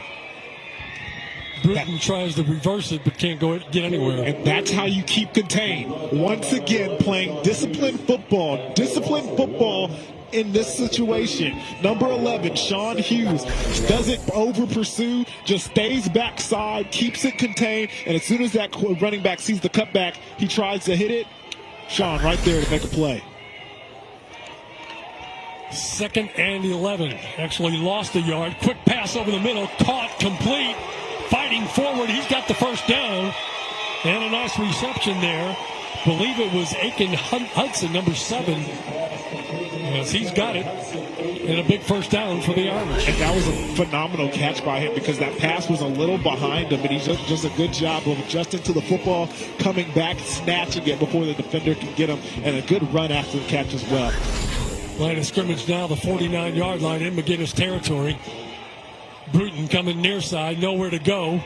Breaks a tackle, and he'll get back to the line of scrimmage, maybe a half yard at the most. Again, great job by the defense. Everybody pursuing to the football. Bruton was able to break 1 or 2 tackles back there in that backfield, but not able to break away from 3 and 4. 2nd down and 10 coming up for the Irish. From their own 49-yard line. Dropping the throw. Looking downfield. Can't find anybody. Now throws. Got a receiver out there, but it's going to be incomplete. No flags. And just a good job by the defense. Again, number 3, Adam Austin, does enough to distract the wide receiver as the wide receiver having some trouble getting up off the turf. You can see on this replay, just putting the ball in the vicinity. That's a great pass by Gabe, but not enough to complete it. Receiver still down for McGuiness, and the trainer is going to go out and tend to him. So he's got his hand up waiting for some attention out there. 3:11 left to go, 3rd quarter. 7-point lead for Lawton MacArthur. And so earlier, just a second ago, we talked about the incomplete pass by number 2, Josh Rushing, on that big 3rd down completion. Now Conrad, who is a little bit of a weather expert, he remember that Newcastle game. He was all about the weather during that rain delay. He was telling me earlier, he said, hey, you got to look at the field a little bit. You can see it's a little bit of moist. It's a little dewy because of the humidity in the air.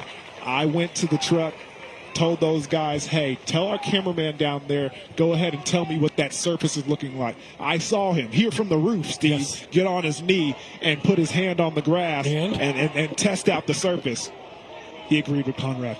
It is a little dewy. The surface is a little wet. So make sure you pay attention to that throughout the contest to see if that affects the game in any way. Injured player number 20 is Malachi Darby. He gets up under his own power and makes it to the sidelines, and here we go. 3rd and 10 for the Irish. Back to throw, looking, firing over the middle, and incomplete. Intended out there for number 6, Tyner. But incomplete, and that'll bring up a 4th down situation. 4th and 10 near midfield, still just 3rd quarter. And a punting situation. Real quick, I did want to give credit to my cameraman, Matt, down there on the field. He did the hard work, okay? He got on one knee and checked out the surface for us, Steve. So we got to give credit to where credit is due. They do so much that nobody sees. Or actually, they see a whole lot. Punt to the far side. Pops up for a return for MacArthur. Short return. Knocked down, taken down at about the 21-yard line, and that's where the Highlanders will put it in play. 1st and 10. That's a great job by Josh Rushing. He learned from those last 2 punts earlier when you saw them both drop on the 5-yard line, giving his offense terrible field position. This time he sees it lands, he comes up, gets the punt, and picks up a couple of yards, putting them in a more manageable situation on the 21-yard line. So let's see what the Highlanders have on offense now with 2:56 left to go, 3rd quarter. 1st and 10, they'll spot it at the 21-yard line. Lachlan, your quarterback. In the backfield is Thomas.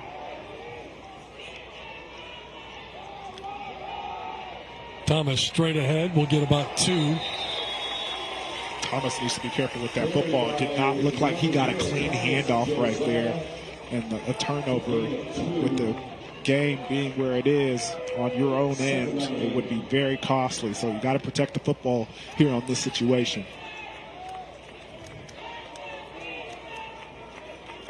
So 2nd and 8 after the gain of 2. Once again, running play up the middle, across the 25 out to the 27-yard line. And that'll bring up 3rd down at about 4. You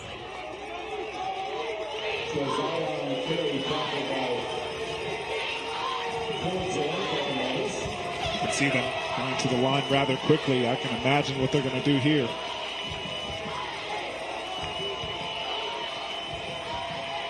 Handoff up the middle, hit. And he didn't get anywhere. Great job by the McGuiness defense. And he is stonewalled. And I think the first initial tackler was number 60, big number 60. He ran into a brick wall over there. Micaiah Derby making a play on defense. That was remarkable. As you can see, Thomas had a good head of steam coming to that line of scrimmage, and boom, like you said, he got stonewalled. Stonewalled, Steve. 4th down, punting situation for the Highlanders. And a flag comes out. Referee didn't like something because he threw the flag. Did they break the huddle at 12?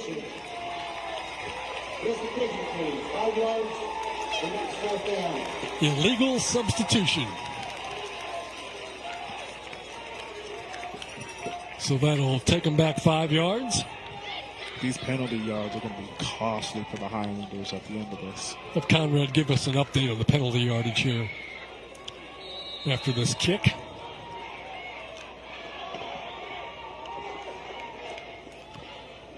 Punt is away. Bounces at about the 45-yard line, rolls to the sideline, and out of bounds. And that means McGuiness will get the ball back. 1:08 left to go, 3rd quarter. Still just a 7-point ball game with MacArthur on top. Irish, the only team to score so far here in this second half of play. Yeah.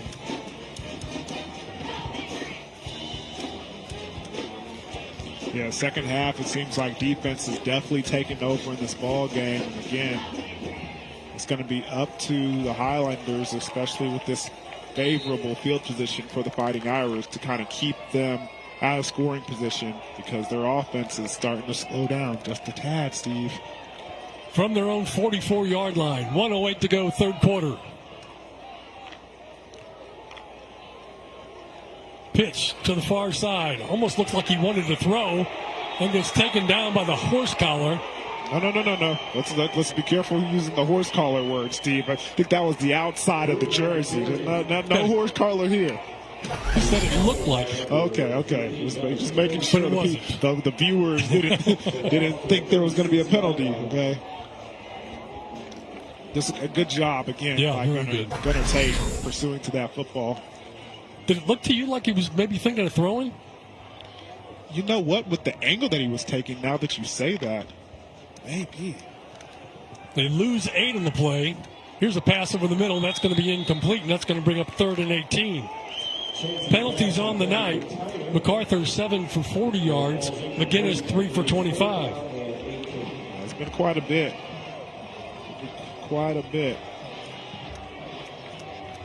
So big play here. Don't necessarily have to get it all back right here, but boy, you want to get half of it back. Yeah, you're going to need to get something here. 25 ticks of the clock left in the 3rd quarter. Out wide to the left, number 6 is Tyner. He's had a couple big plays tonight. Bruton goes in motion. Lines up in the slot. Underneath and sacked on the play. MacArthur, number 11, coming up. Sean Hughes. It's that man again, Steve. Living in the backfield this evening. And I'm telling you, if they just would have had a little bit of time, check a look at this replay. They had a zone defense on this side, but it seemed like number 23, Bruton was about to bust open in the middle of the defense on that post route. And that'll be the end of the 3rd quarter as the clock ticks off. 21-14 is our score. Lawton MacArthur got a 7-point lead. We're headed to 4th, and we'll be back right after this. Shopping for insurance. Whoa. The unexpected can happen to any of us. That's why SelectQuote makes it easy to get the life insurance coverage you need to protect your family. For less than $1 a day, we could help you save more than 50% on life insurance, whether you need $100,000 or $10 million in coverage.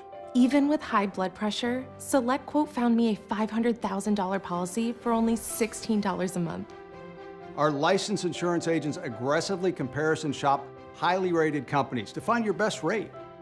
My $500,000 policy is only $18 a month. That's half of what I was paying before. Make sure your family is protected from the unexpected. Visit our website or call 800-590-7212 to get started today. That's 800-590-7212. SelectQuote. We shop, you save. Great things can be achieved when a community comes together. Join Erica Cardenas on Doing More as she introduces you to ordinary people working side by side to confront tremendous challenges and make a positive impact in their community.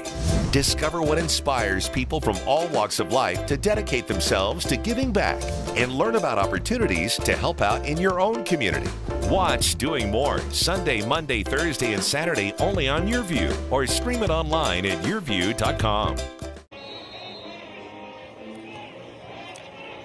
Welcome back.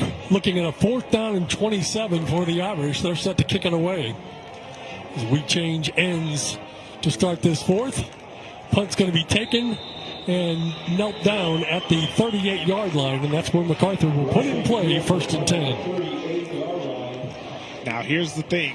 In that 3rd quarter, this Lawton MacArthur offense did not sniff anything. I want to say they had almost 24 yards of offense all together in the 3rd quarter. So they're going to have to figure some things out here in the 4th if they're going to want to go ahead and get a win, because although their defense was able to stop the Irish on that last drive, they've had some success in the second half moving the football.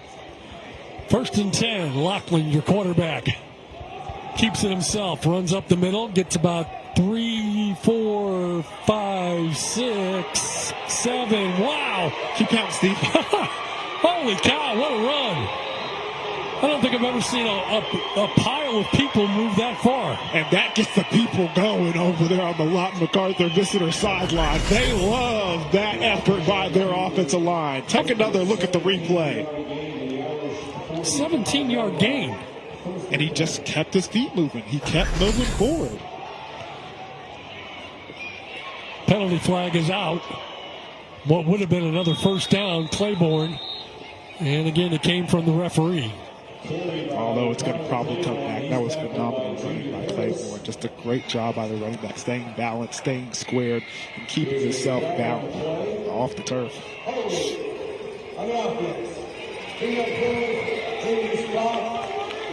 So bring it all back. And again, another one of those penalties. And the question is, will it be a drive killer for this Lawton MacArthur offense? Because they have had those in the past. So now from their own 45, looking at a first down and 20.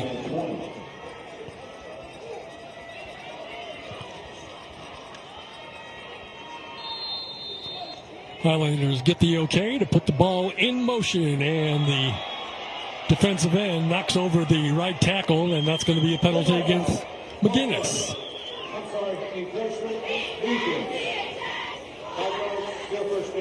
Don't worry, White Hat, we forgive you. Man, you got to give him an Academy Award for falling over like that. He really sold that one, huh, Steve?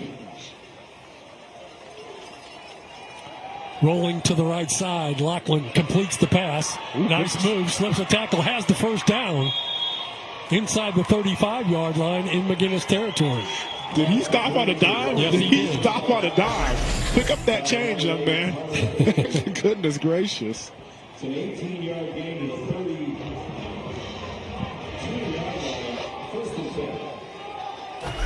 First and 10 for MacArthur. Lachlan going to keep it. Head to the left side this time.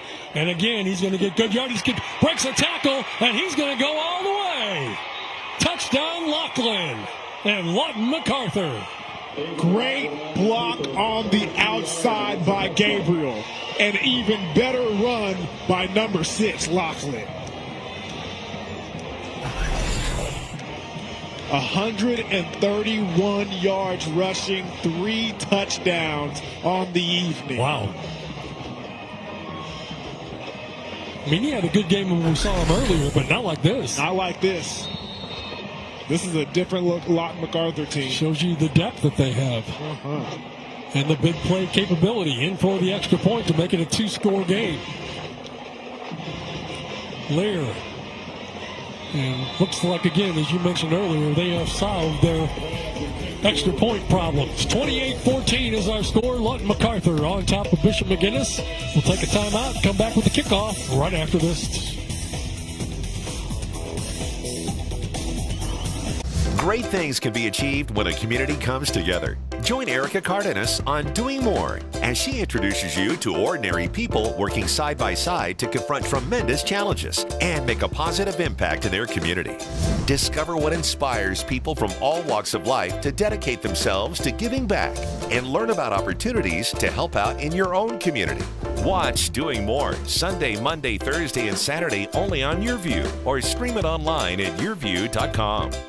One of the longest-running syndicated television series is back, America's Black Forum, a weekly series highlighting the latest in our lifestyles, business, entertainment, and finance. We introduce you to entrepreneurs who are making their mark in the business world and leaders who are fighting for change. Welcome to America's Black Forum. Tune in each week to know what's happening in our world today on America's Black Forum. America's Black Forum. Check your local listings for air dates and times. Welcome back, everybody. 28-14 is our score. Lawton MacArthur just getting some more points on the board, lead it by 2 touchdowns.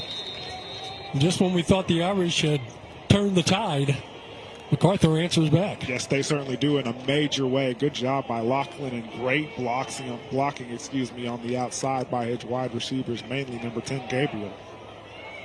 High short kick, taken at the 32-yard line. Looks for some running room and taken down at the 37. And that's where the Irish will have it. Well, now every possession becomes very, very important. Very, very important. Conrad just mentioning, I mean, he's the one keeping track of this guy. So if you're upset at us bringing it up, blame it on Conrad, the stats guy, okay? But now this forces Bishop McGuiness in a situation where they have to score a touchdown if they still want to be in contention to win this district championship. Because again, you got to remember, Lawton MacArthur has to win and also win by 10. Right. Yeah, if you're McGuiness coming in, you're 9-0, you're unbeaten on the season, you're playing at home, man, everything points to ending up with the district championship and a perfect regular season. But MacArthur's not having it just yet. We'll see what McGuiness can do about it, and the first play is going to result in a loss of yardage. At that time, they were in a zone defense. They were playing cover 4 defense, not man-to-man loading the box. They were just doing a good job as a linebacker core rolling to the football. Loss of 4 on the play. Brings up a 2nd down and 14. Double reverse. Back to the quarterback. They're going up top. They got 2 receivers, no defender. And a pass complete. It's Bruton. And that was almost defended by the wide receiver. There is a flag. Hold on. Hold the braces. Wait a minute. There's a flag. But he's picking it up and walking downfield. And he's not calling him back.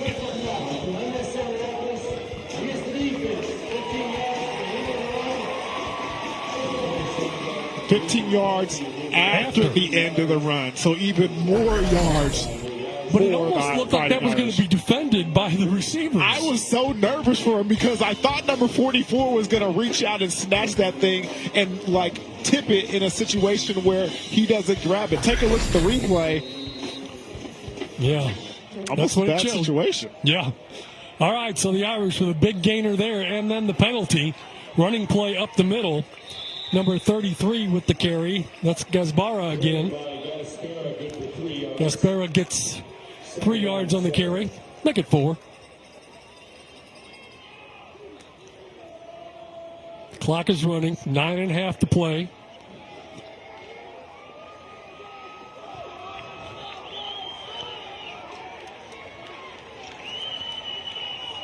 See what the Irish have here. Dropping the throw, going to the corner.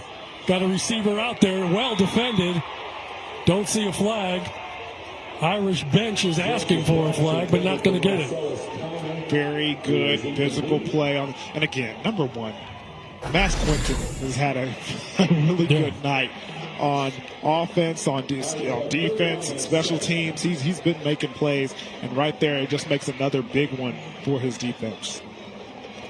So 3rd and 7 coming up now for the Irish. And as Conrad said, at this point of the game, every time you get the ball, you got to score if you're the Irish. Running play. Bruton gets it. Takes a hard hit, but also... And he fumbles the football. Oh, my gosh. All night long, number 3 for Lawton MacArthur, Adam Austin, has been ripping at the football. All night long, number 3 has been going for the football. And when they're in the red zone and they need it most, number 3 goes for the football one more time, and he actually gets it out. Let's take a look. There is a flag on the far side of the field as you take a look. Yeah, he ripped it out, no doubt about that. But hold everything.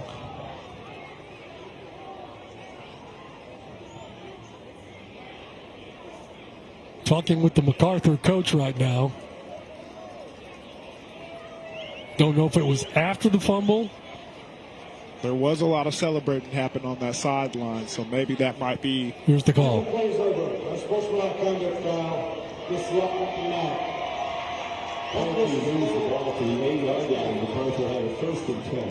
So they get the fumble, but they lose yardage with the celebration, I suppose. Best way to put it. Take another look. Once again. Let's take a look at Adam Austin. He's going to make the tackle. He sees, he makes the tackle, but he's been ripping at that football all night. Even one of the producers in my ear said it looks like he's more interested in ripping at the football than making tackles. And that's because he is. He sees his defenders holding a guy up, and then he just goes for the football every time. And this time it pays off. You would think at this point, with 9 minutes left, that's still a long time to go. But any score, be it a field goal or a touchdown, makes it a 3-score game, makes it very tough for the Irish. Yeah, and that penalty was kind of costly, putting them in this situation where they're back in their own end zone, about on the, 12, 11, 13-yard line. Actually, looks like the 8. 8-yard line is where they're going to start this drive. Man in motion. Lachlan. Give up the middle. Give it to Thomas. He'll pick up a couple. It's a good hole right there for Thomas. See if this offense can grind this game away with their running game.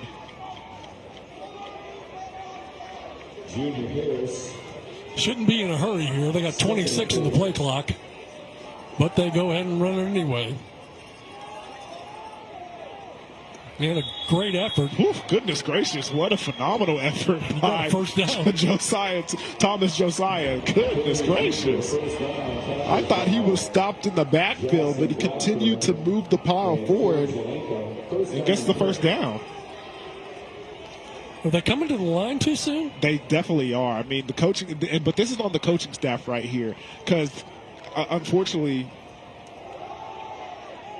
Here's Thomas again. This time he'll get just a yard. Yeah. They snapped that ball, and there was still 20 seconds on the clock. Yeah, and again, I want to reiterate this. This is high school football, so you can't expect the quarterback to know the situation of the game and play. He's just playing. It's on the coaching staff to kind of slow his offense down and don't give them the play so soon. Hold them up. Wait. Try to see the defense that you're looking at before you just let them do whatever they want to do. And there goes Lachlan. Look out! Are they going to catch him or not? Ball game. Lachlan, touchdown again. My goodness sakes. Don't see any flags in the field. And count them out, Steve. Not 1, not 2, not even 3, but 4 touchdown runs for number 6. 79-yard touchdown run for Mr. Lachlan. But there is a flag on the sideline, and I bet you it's in that vicinity of a sideline warning once again. And I'm concerned because I think MacArthur is celebrating. I'm concerned. Did they have a sideline warning early in the game? On the kickoff. On the kickoff. So they did get a warning earlier in the game, so that sideline warning will be assessed on the kickoff. But that makes it a 3-touchdown lead now with just 7:40 to go. How many yards rushing? 210 yards, 4 touchdowns.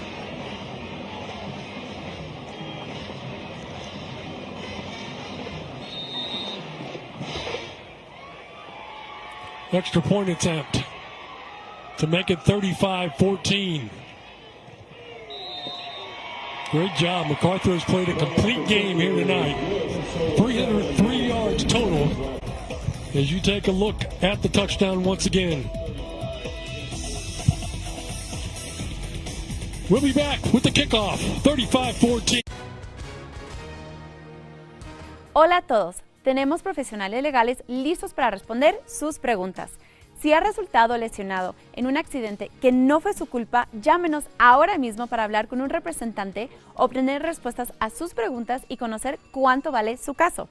Soy Victoria García y estoy con el portavoz y personalidad de la televisión, Milo Sánchez. Milo, dile a todos los que nos miran en casa quién debería llamar en este momento. Bueno, Victoria, es como lo has dicho, cualquier persona que haya resultado herida en un accidente que no fue su culpa puede llamar ahora mismo. Le ofreceremos una consulta gratuita y le informaremos cuánto vale su caso. Gracias, Milo.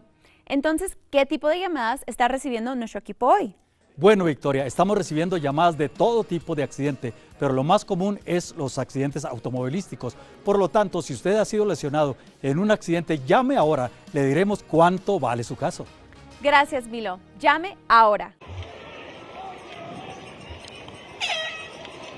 Well, a great display of football here tonight in what's been labeled as a district championship game, and Lawton MacArthur has left really no doubt here tonight at Bishop McGuiness. 35-14 our score, 7:40 left to play. Yeah, they've just rushed the ball so impressively throughout this contest that it's been hard to kind of slow them down, especially with the quarterback runs. So Mack to kick it off. Ball bounces at about the 40-yard line, picked up by McGuiness. Trying to get outside, taken down at about the 48-yard line. And that's where the Irish will put it in play. And boy, they got their work cut out for them now with 7:34 to go.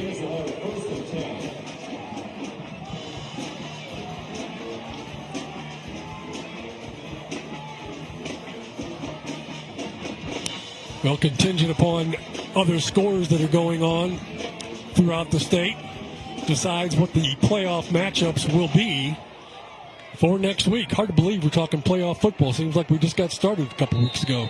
Yeah, it really does. The season has flown by, Steve. 1st and 10 for the Irish.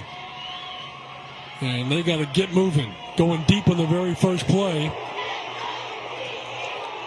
Asking for a flag, not getting one. A little handsy there. Refs letting them play. I thought it was a great play by the defensive back. You know what, Steve? Finally, you say that. Been working on you all year. No, it's been 5 years at least. Who's counting? That's right. So incomplete, 2nd down and 10. The Irish now trying to pull out all the stops. Looks like the coaching staff is confused as to what they want to do. Only 6 on the play clock. They're not going to get this off, are they?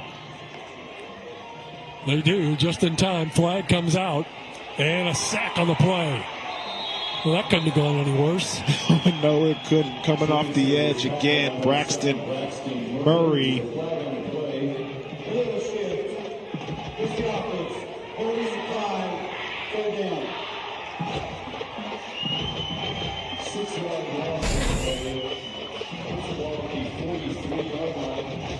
And that's the 5th sack of the game for the Highlanders. McGuiness now looking at a 3rd and 16. Dropping the throw. Throws a nice football. Lots of contact there. Defensive back going to get called for that one. That's going to be pass interference, and that'll be a 1st down.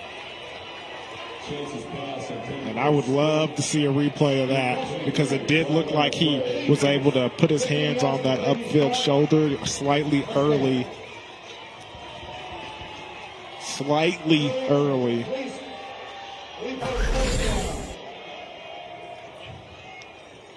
Take a look at this. He does get that head around, but it's just that early. Yeah, he's way early. Early touch there. Just got to keep your hands off him because you were in good. He was in good position. He was in great position. You just can't touch for him. Well, he wasn't looking back at the quarterback. He was definitely looking back at the ball. Yeah, over that shoulder. Oh, here's the pass, and there's a touchdown.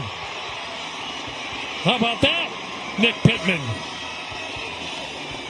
A great post route in the middle of the field. One stiff arm, and then 10 takes it in for 6. That's going to make it a 2-score game with still plenty of time left for the Irish. Take a look. It's just a quick slant route in the middle of the field. And again, once he gets away from that one defender, he gets into the end zone. So Pittman into the end zone for the touchdown.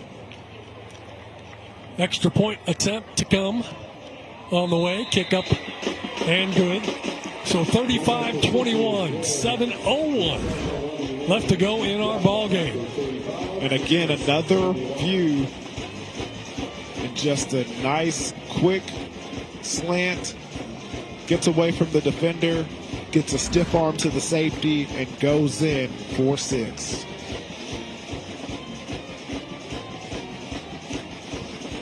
Playoff scenarios, you're wondering about that? There you see. You see Newcastle, the Racers, defeated Southeast on Thursday night, 56-7. And here's the situation: with McGuiness clinches with a win or a loss by less than 10 points. Here's the situation right now, though. They're up, and McGuiness is down by 14. Yeah. So there you go. McGuiness clinching district with a win.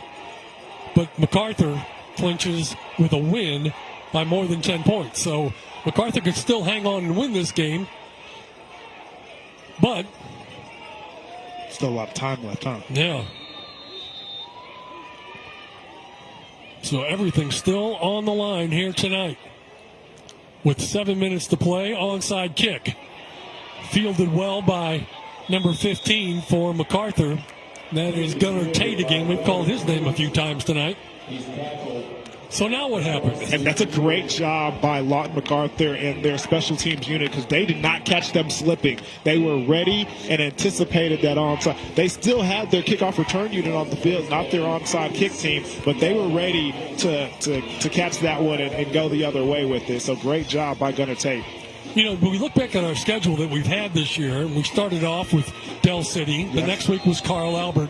All these games in 5A, Newcastle.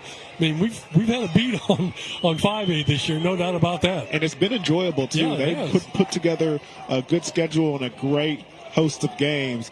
It's glad to see it end with this star-studded matchup right here. 1st and 10. Running play. Going to get about 2, maybe 3 yards. And still on his feet and still going. How about this? Are you kidding me? And they finally blow it dead at the 40. What's that 39-yard line? Going to give him 7. What it looked like he's going to get 2. And the coaching staff for Bishop McGuiness is not happy with the refs and allowing that forward progress to continue to keep moving. And that's the thing. He's making progress. It's slow, but the pile's moving.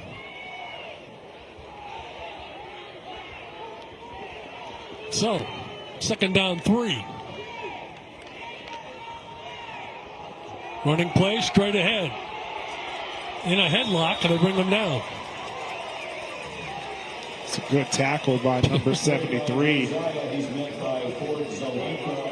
Zelinka is the defensive lineman that puts him on the ground. And now you have a 3rd and 2 here.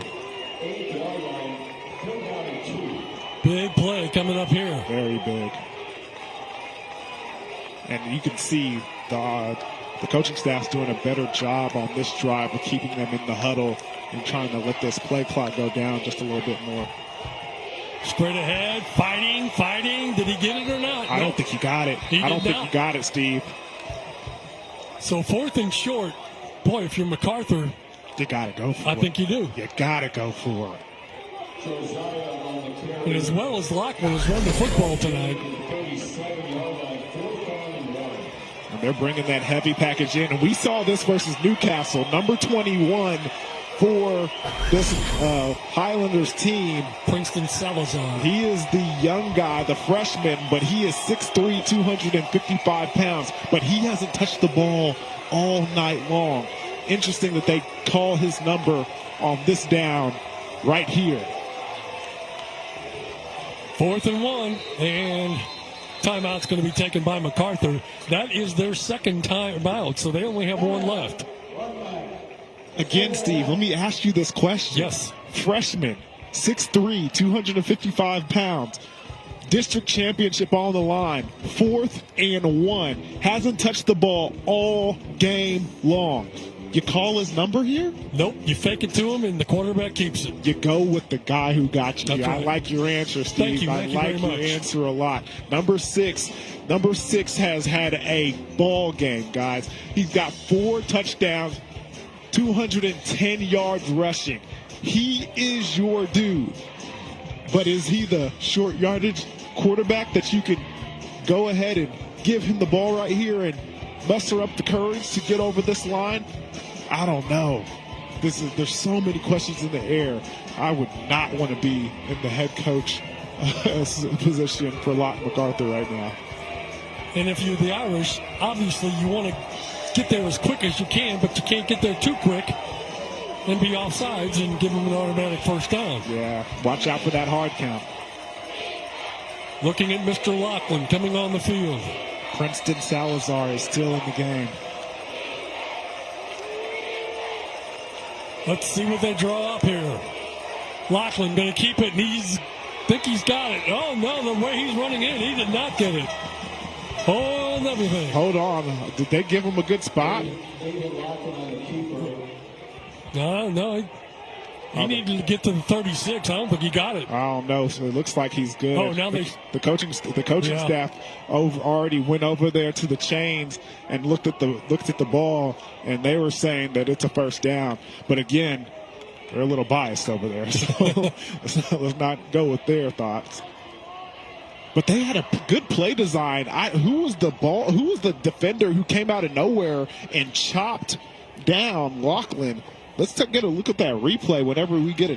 don't know how come they haven't brought the chains in yet. Because they definitely, it looked like he had a great rushing lane onto the outside, and then he just gets chopped down by, it looks like it's number 8 with the big tackle.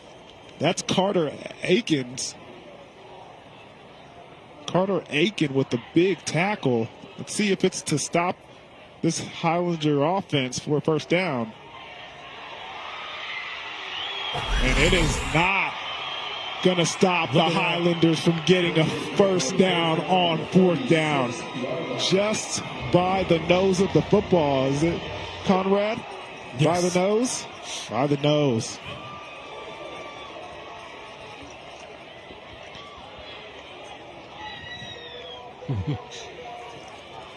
So 1st and 10, new set of downs with 4:40 left to play. Irish still have all 3 of their timeouts, but they need 2 scores, and they don't have the football. Irish need to get somebody off the field, and they will. They've started the play clock, but not the game clock. 4:20, now they have started the game clock. They still have 20 seconds left to snap the football.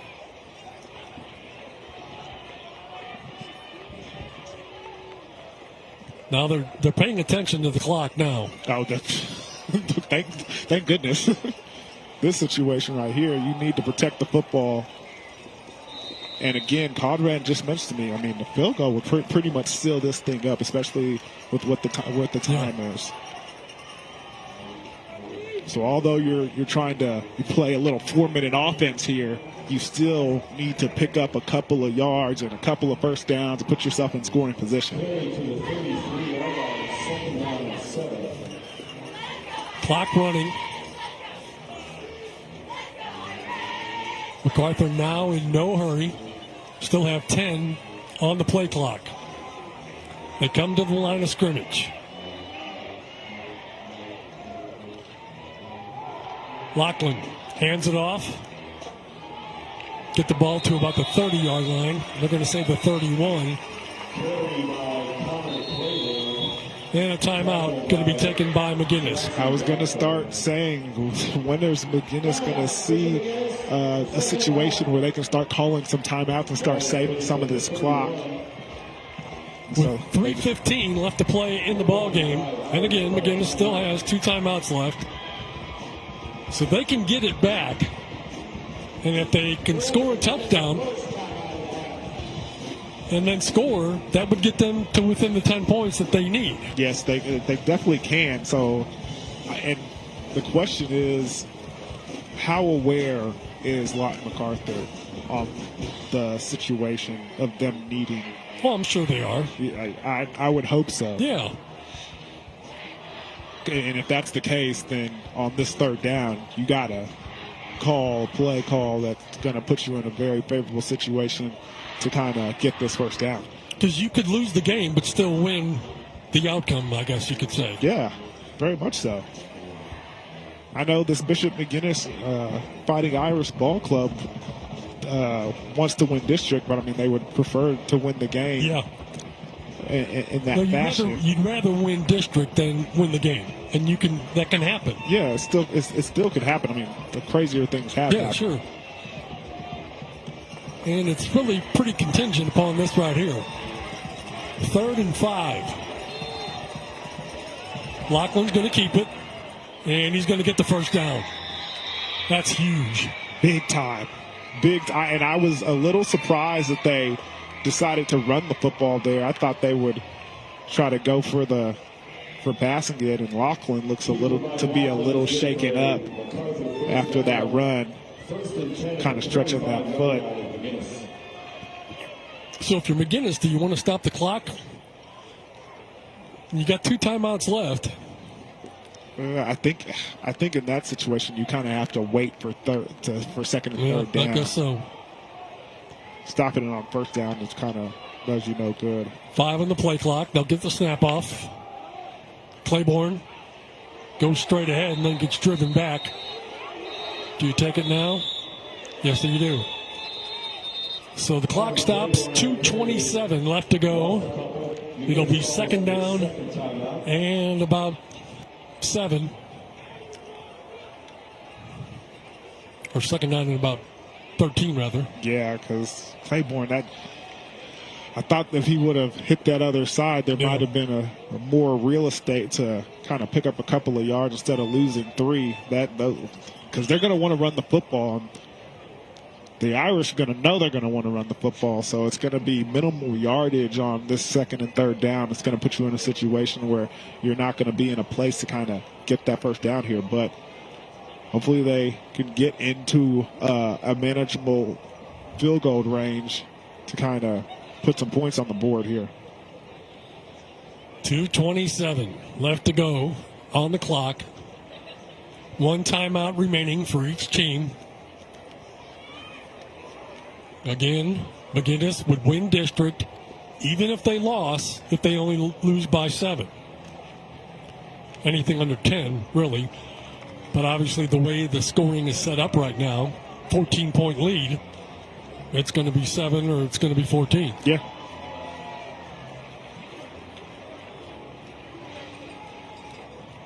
What a football game to wrap up the season here on Your View. It's been a great show from every aspect of the game. Special teams, defense, offense, running the ball, passing the ball. It's been a contest that's been an honor to call. So 2nd and 13. Lachlan going to keep it. Going to run. Got to stay in bounds. Wants to get as much as he can. And McGuiness is going to use their final timeout. That'll bring up a 3rd down and about 11. And a timeout on the field with 2:19 left to go.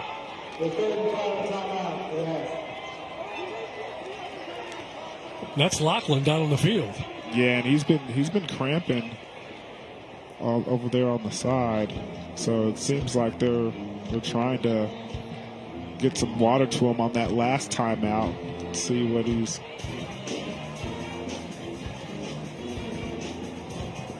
After rushing for over 200 yards, I mean, unfortunately.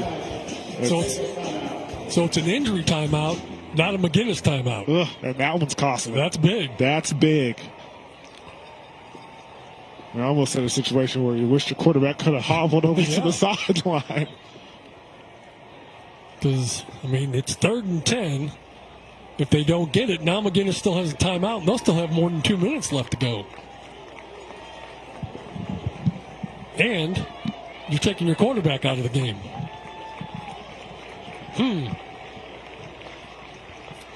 Very interesting. Very interesting. And it's 3rd and 11, so you're going to be able to run this play. But from this position on the field right now, Steve, it would be a 40-yard field goal.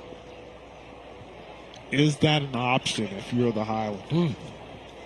Or is it a situation where you kind of go for it on 3rd down, see what you got, and then go for it on 4th down as well? No. To just burn as much clock as That's possible. why I'm doing the job up here and not down there. Yeah. That's a tough call. I mean, the kicks on extra point have looked pretty good. I mean, it looks like they're getting a lot of, But you're at the 26. That would be a 43-yard field goal. Again, now let's look at this scenario. Backup quarterback in the game. Lachlan not able to do anything on this 3rd down. So looks like they're going to bring in Gunnar Tate.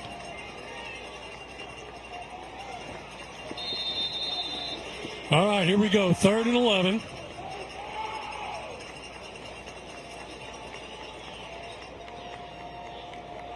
MacArthur lined up. Big gap there between center and guard. Play clock down to 7. Running play straight ahead. The clock was running during that exchange there. And now a timeout is called. With 1:51 left to go in our ball game, it'll be 4th down and 9. And I do see Miguel Martinez, number 23, walking closer to the coaching staff. I do see him. Now he's retreating. Going back to the sideline, but it looks like he's talking to one of the staff members. That helmet's getting buckled up, Steve. It should be about a 38-yard field goal. No, it'll be 41. You think so? Well, it's always 17 added to the line of scrimmage. Conrad was doing the math, not me, okay? No, it's incorrect, mate. Your statistician doing his own math over here, okay? I'm just reciting what he's saying. Well, boy, coaching decisions to make here. Yeah. High school field goal kicker, 43. Well, and again, 2 weeks ago, they had trouble making extra points. That's a good point. That's a good point. They looked very good tonight on their extra points. But what do we have here? This one is almost for the district championship right here. No, it is with no timeouts left. They're going to give it a go, though. And Bishop McGuiness is loaded up on this left side here. Let's see if they can come in and get a block. Here we go. Field goal attempt to 41 yards. Snap back, ball down, kick is going to be short. No good. He did not get a good leg into that at all. At all. That's what you had to do almost, though. And for those people who think field goal kicking is easy, I mean, just the whole process of it is a difficult thing, especially when there's pressure on the line. Because not only was the snap not good, because I saw that the holder had to get his arm stretched out wide to come gather it, and I'm assuming holder had his back to us, but I'm assuming that wasn't a clean, hold, and then the kick. Just fluttering in the air. I mean, the extra points looked so much better than that attempt right there. So, unfortunate enough, couldn't knock it through the uprights. Now it's on the defense to kind of get a stop here for them to win district. You're telling a guy about place kicking. Yeah. We got time. Let me tell you a little story. Okay, story it's time. 1971. Story time with Steve Conrad. Let's go. 1971. Punt, pass, and kick competition. I'm a 12-year-old. Yeah. Punt, pass, and kick, they set the tape out, and they subtract it however far off the tape you are. I throw the pass, hits the tape. Oh, wow. I'm in first place. Okay, all right. I hit the punt. It's not a great punt. It's a little offline. I'm still in first place. Still in first place. Line up for the kick. It's 1971. You know how many guys are kicking straight on? Everybody? Soccer style? Everybody? No, there's only Jan Stenerud and Pete Gogolek that are kicking soccer style. What do? Kick soccer style? Go soccer style. My dad goes, what are you doing? I said, this is how they do it on TV. It goes 12 feet net. I hooked the heck out of it and finished in third. Oh, no. One of my greatest regrets in life. Wherever you old Steve. Here we go. McGuiness with the football. Pass near side. Caught. And first down, about a 14-yard gain. Hope I didn't bore you with that story. Nah, that was phenomenal. Great illustration. Nice comeback route. Bishop McGuiness, Tyner, see if they can work their way down the field here. 130. And the pass is dropped. Oof. Tough drop there by number 4, Braden Split. And it was a 10-yard out, and it was on him faster than he anticipated. And it hit his face mask and bounced off there, so that will stop the clock. Wow. He's their leading receiver coming into the contest. And you know what I'm surprised by right now? Lawton MacArthur kind of changing up their style defensively, because you can see they're playing off just a bit. They've been aggressive all night, and it's been working now. Playing a little. Trying to get in there. Drops back, throw is complete. Tackled. That's going to be short of the first down. Nope, it's not going to be a first down. I said it's going to be short of the first down. So, but the clock is still. So the clock has to still run. Hold everything.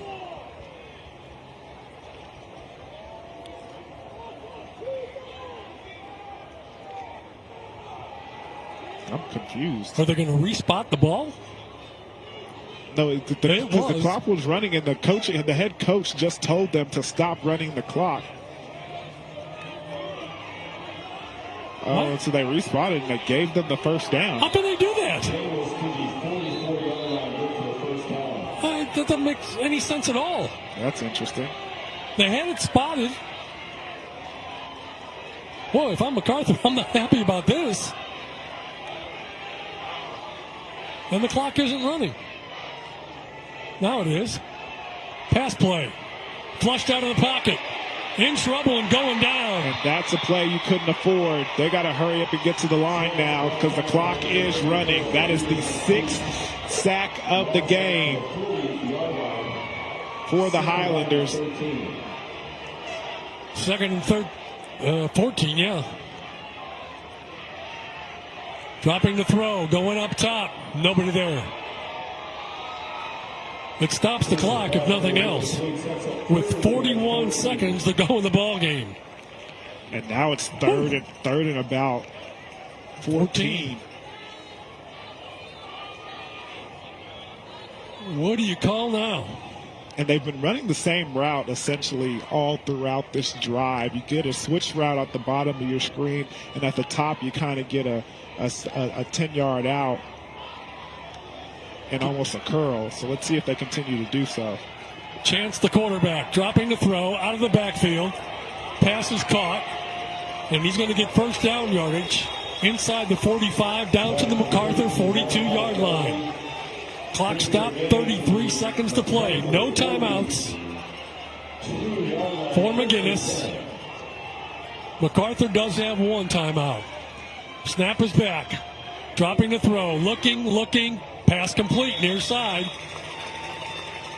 It's time to tighten up the coverage if you're Lawton MacArthur, because they're doing a good job of methodically moving the ball down the field. That last pass attempt, the little screen to the outside to Darby, was a great effort by him to pick up that first down.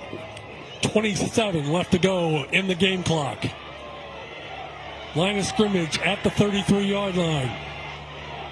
Gage Chance. Takes the snap, drops, throws out of the backfield, dropped and intercepted! Intercepted! Oh my goodness! Juju Watson with the interception to win the district championship for Lawton MacArthur. Oh my goodness gracious! It bounces off the face mask of Darby and just falls in his lap. Great attempt, great concentration, great effort to go after that football.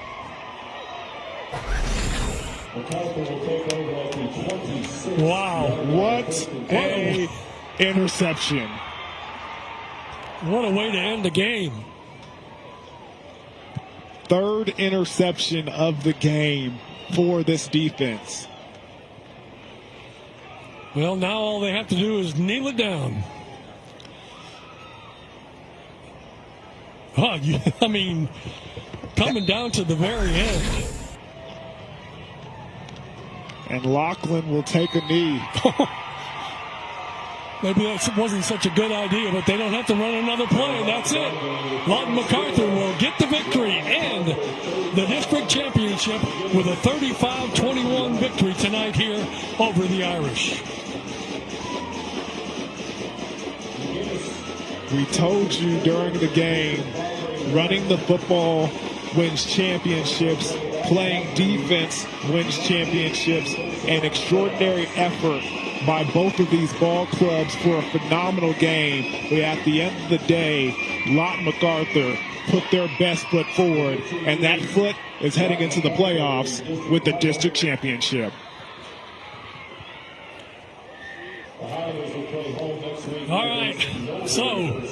35-21 is your final score. Let's now take a look at tonight's player of the game, and it's brought to you by the Brooks Clinic. Yeah, and I can only guess who everybody's thinking about, who deserves to be our player of the game. No other than number 6, Mr. Lawton. 219 yards rushing, 97 yards passing, and that graphic can't be right. 2 touchdowns. 4 touchdowns on the evening. Times it by 2. He is our player of the game. And it's brought to you by the Brooks Clinic. There's your final. We'll take a timeout, come back, and get ready to wrap it up for you here tonight on Your View.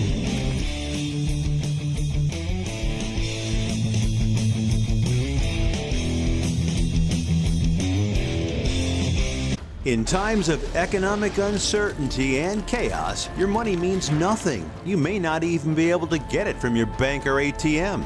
And the money you do have in the stock market will go down and down and down. It's happened during every economic cycle, and it will happen again. What you can bank on is gold and silver. Gold and silver have been a reliable and trusted form of currency for thousands of years. Gold and silver have never been worth zero, and typically gold holds its value and sometimes grows during economic turmoil. Call the Gold Hotline now and learn how to protect your money and your assets with gold and silver. And learn how to set up a new IRA or roll over your current one into a gold-backed IRA. Protect your money from the next market crash with gold and silver. Call now for your free gold guide. Shopping for insurance. Whoa. The unexpected can happen to any of us. That's why SelectQuote makes it easy to get the life insurance coverage you need to protect your family. For less than $1 a day, we can help you save more than 50% on life insurance, whether you need $100,000 or $10 million in coverage. Even with high blood pressure, SelectQuote found me a $500,000 policy for only $16 a month. Our licensed insurance agents aggressively comparison shop highly rated companies to find your best rate. My $500,000 policy is only $18 a month. That's half of what I was paying before. Make sure your family is protected from the unexpected.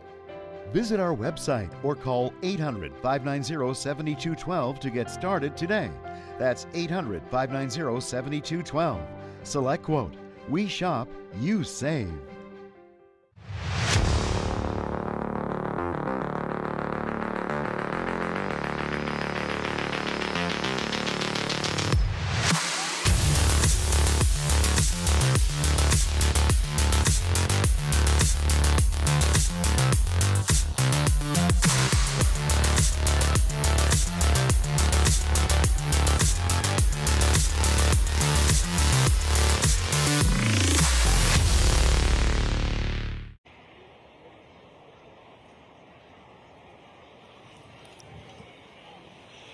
Welcome back, everybody. There you can see the coaching staff talking to the McGuiness group tonight, but they are on the bottom end of the score, 35-21, as MacArthur wins it here tonight. Time now to take a look at our play of the game, and it's brought to you by your Oklahoma Ford dealers. Ford is the best in Oklahoma. Yeah, you know what? You can only give it to the big-time interception that started scoring off for us early in this game. First quarter, getting inside that tunnel screen, picking that ball off and taking it the other way is Marcellus Tenner, and he does a phenomenal job of just showing off his strength and his ability to get inside that end zone for your Bishop McGuiness Fighting Irish. And that is our play of the game. What a night. And we'll take a timeout and come back and wrap it up for you here on Your View. Stay with us.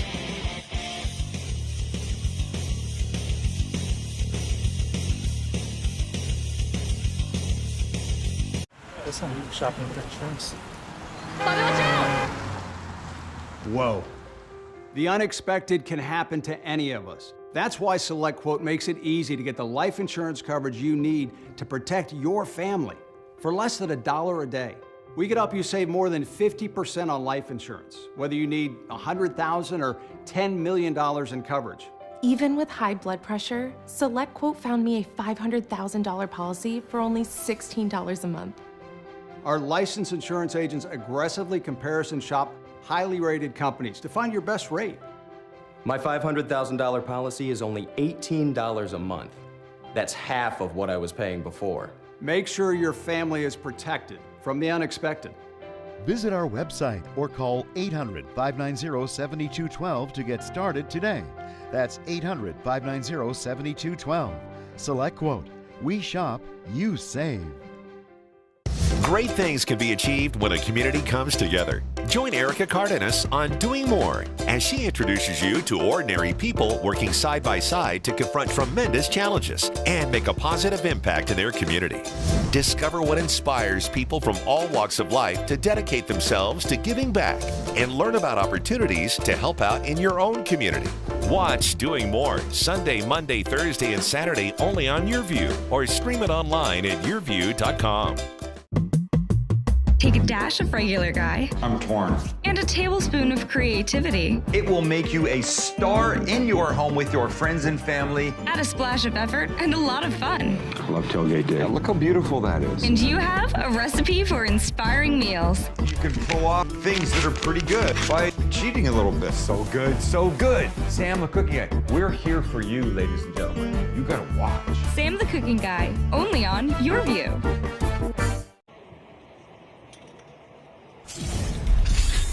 The Ford Game of the Week on YourView is sponsored by Oklahoma Ford Dealers. Ford is the best in Oklahoma. And by the Brooks Clinic. They offer walk-in appointments with no out-of-pocket cost. Our multi-specialty doctors are the Oklahoma City Auto Injury Experts. Call 405-943-0303. All right, so your final score tonight, 35-21. Lawton MacArthur wins it and wins district in the process here tonight over Bishop McGuiness. Time now for our smart call of the game. Smart call of the game courtesy of Cox Mobile, the smart way to mobile. Learn more at cox.com/mobile. Well, our smart call of the game, I'm so curious to find out what we decided because, I mean, you know, we had so many good calls, but this one right here, the one that sealed the game, Conrad, the one that put them over the top and into that district championship, my man, number 6, Lachlan, going the distance and putting another 6 on the scoreboard. Great call, great play, good player. That's our smart call of the game. All right, and that is going to wrap it up for us for the football season. Thanks so much to my partners, Mr. Dion Amade, Conrad Evans, producers, directors, cameraman, everybody. We thank them all for everything they do for us, all the work that goes in, the time behind the scenes. We certainly do appreciate what you guys do to make us look great. Fantastic football year. Hope everybody enjoys the playoffs, and we'll look forward to seeing you again next year. Dion, you got any final words real quick? It's been an amazing year calling games with you, Steve. Thanks for everything. All right. We'll see you next year, everybody. So long. If you're living with diabetes and using insulin, you know the pain of pricking your fingers over and over again. By wearing a small device called a continuous glucose monitor, or CGM, you can reduce the pain of pricking your fingers right away. If you use insulin daily, you might be eligible to get your own continuous glucose monitor. So call the US Med Diabetic Health Hotline today and learn about the latest CGM technology. Not only can a CGM immediately reduce pain, it's accurate, easy to use, and helps you make better diabetes treatment decisions. And if you have Medicare or private insurance, you can see if you qualify for a CGM at little or no out-of-pocket cost. We'll also provide free shipping of your new CGM, and we'll bill your insurance company for you. If you use insulin daily, you might be eligible to get your own continuous glucose monitor. So call the US Med Diabetic Health Hotline to see if you qualify for a CGM at little to no out-of-pocket cost.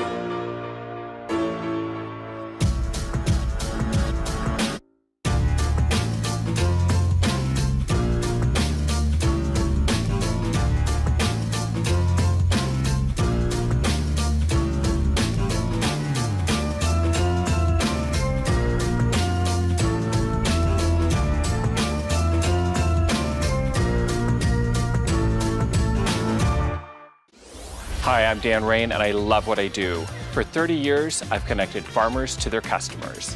Today, I'm going to show you where your food comes from. It's going to be a wild ride, and you're invited. Today, I'm taking you to the towns of Leamington and Kingsville, Ontario. It's just a 45-minute drive from Detroit across the Canadian border. This area is considered to be the tomato capital of Canada, but it's also known to have the highest concentration of greenhouses in North America. Farmers here in Kingsville and Leamington grow vegetables during the coldest times of the year, and we're going to find out how. I'm taking you to Moochie Farms.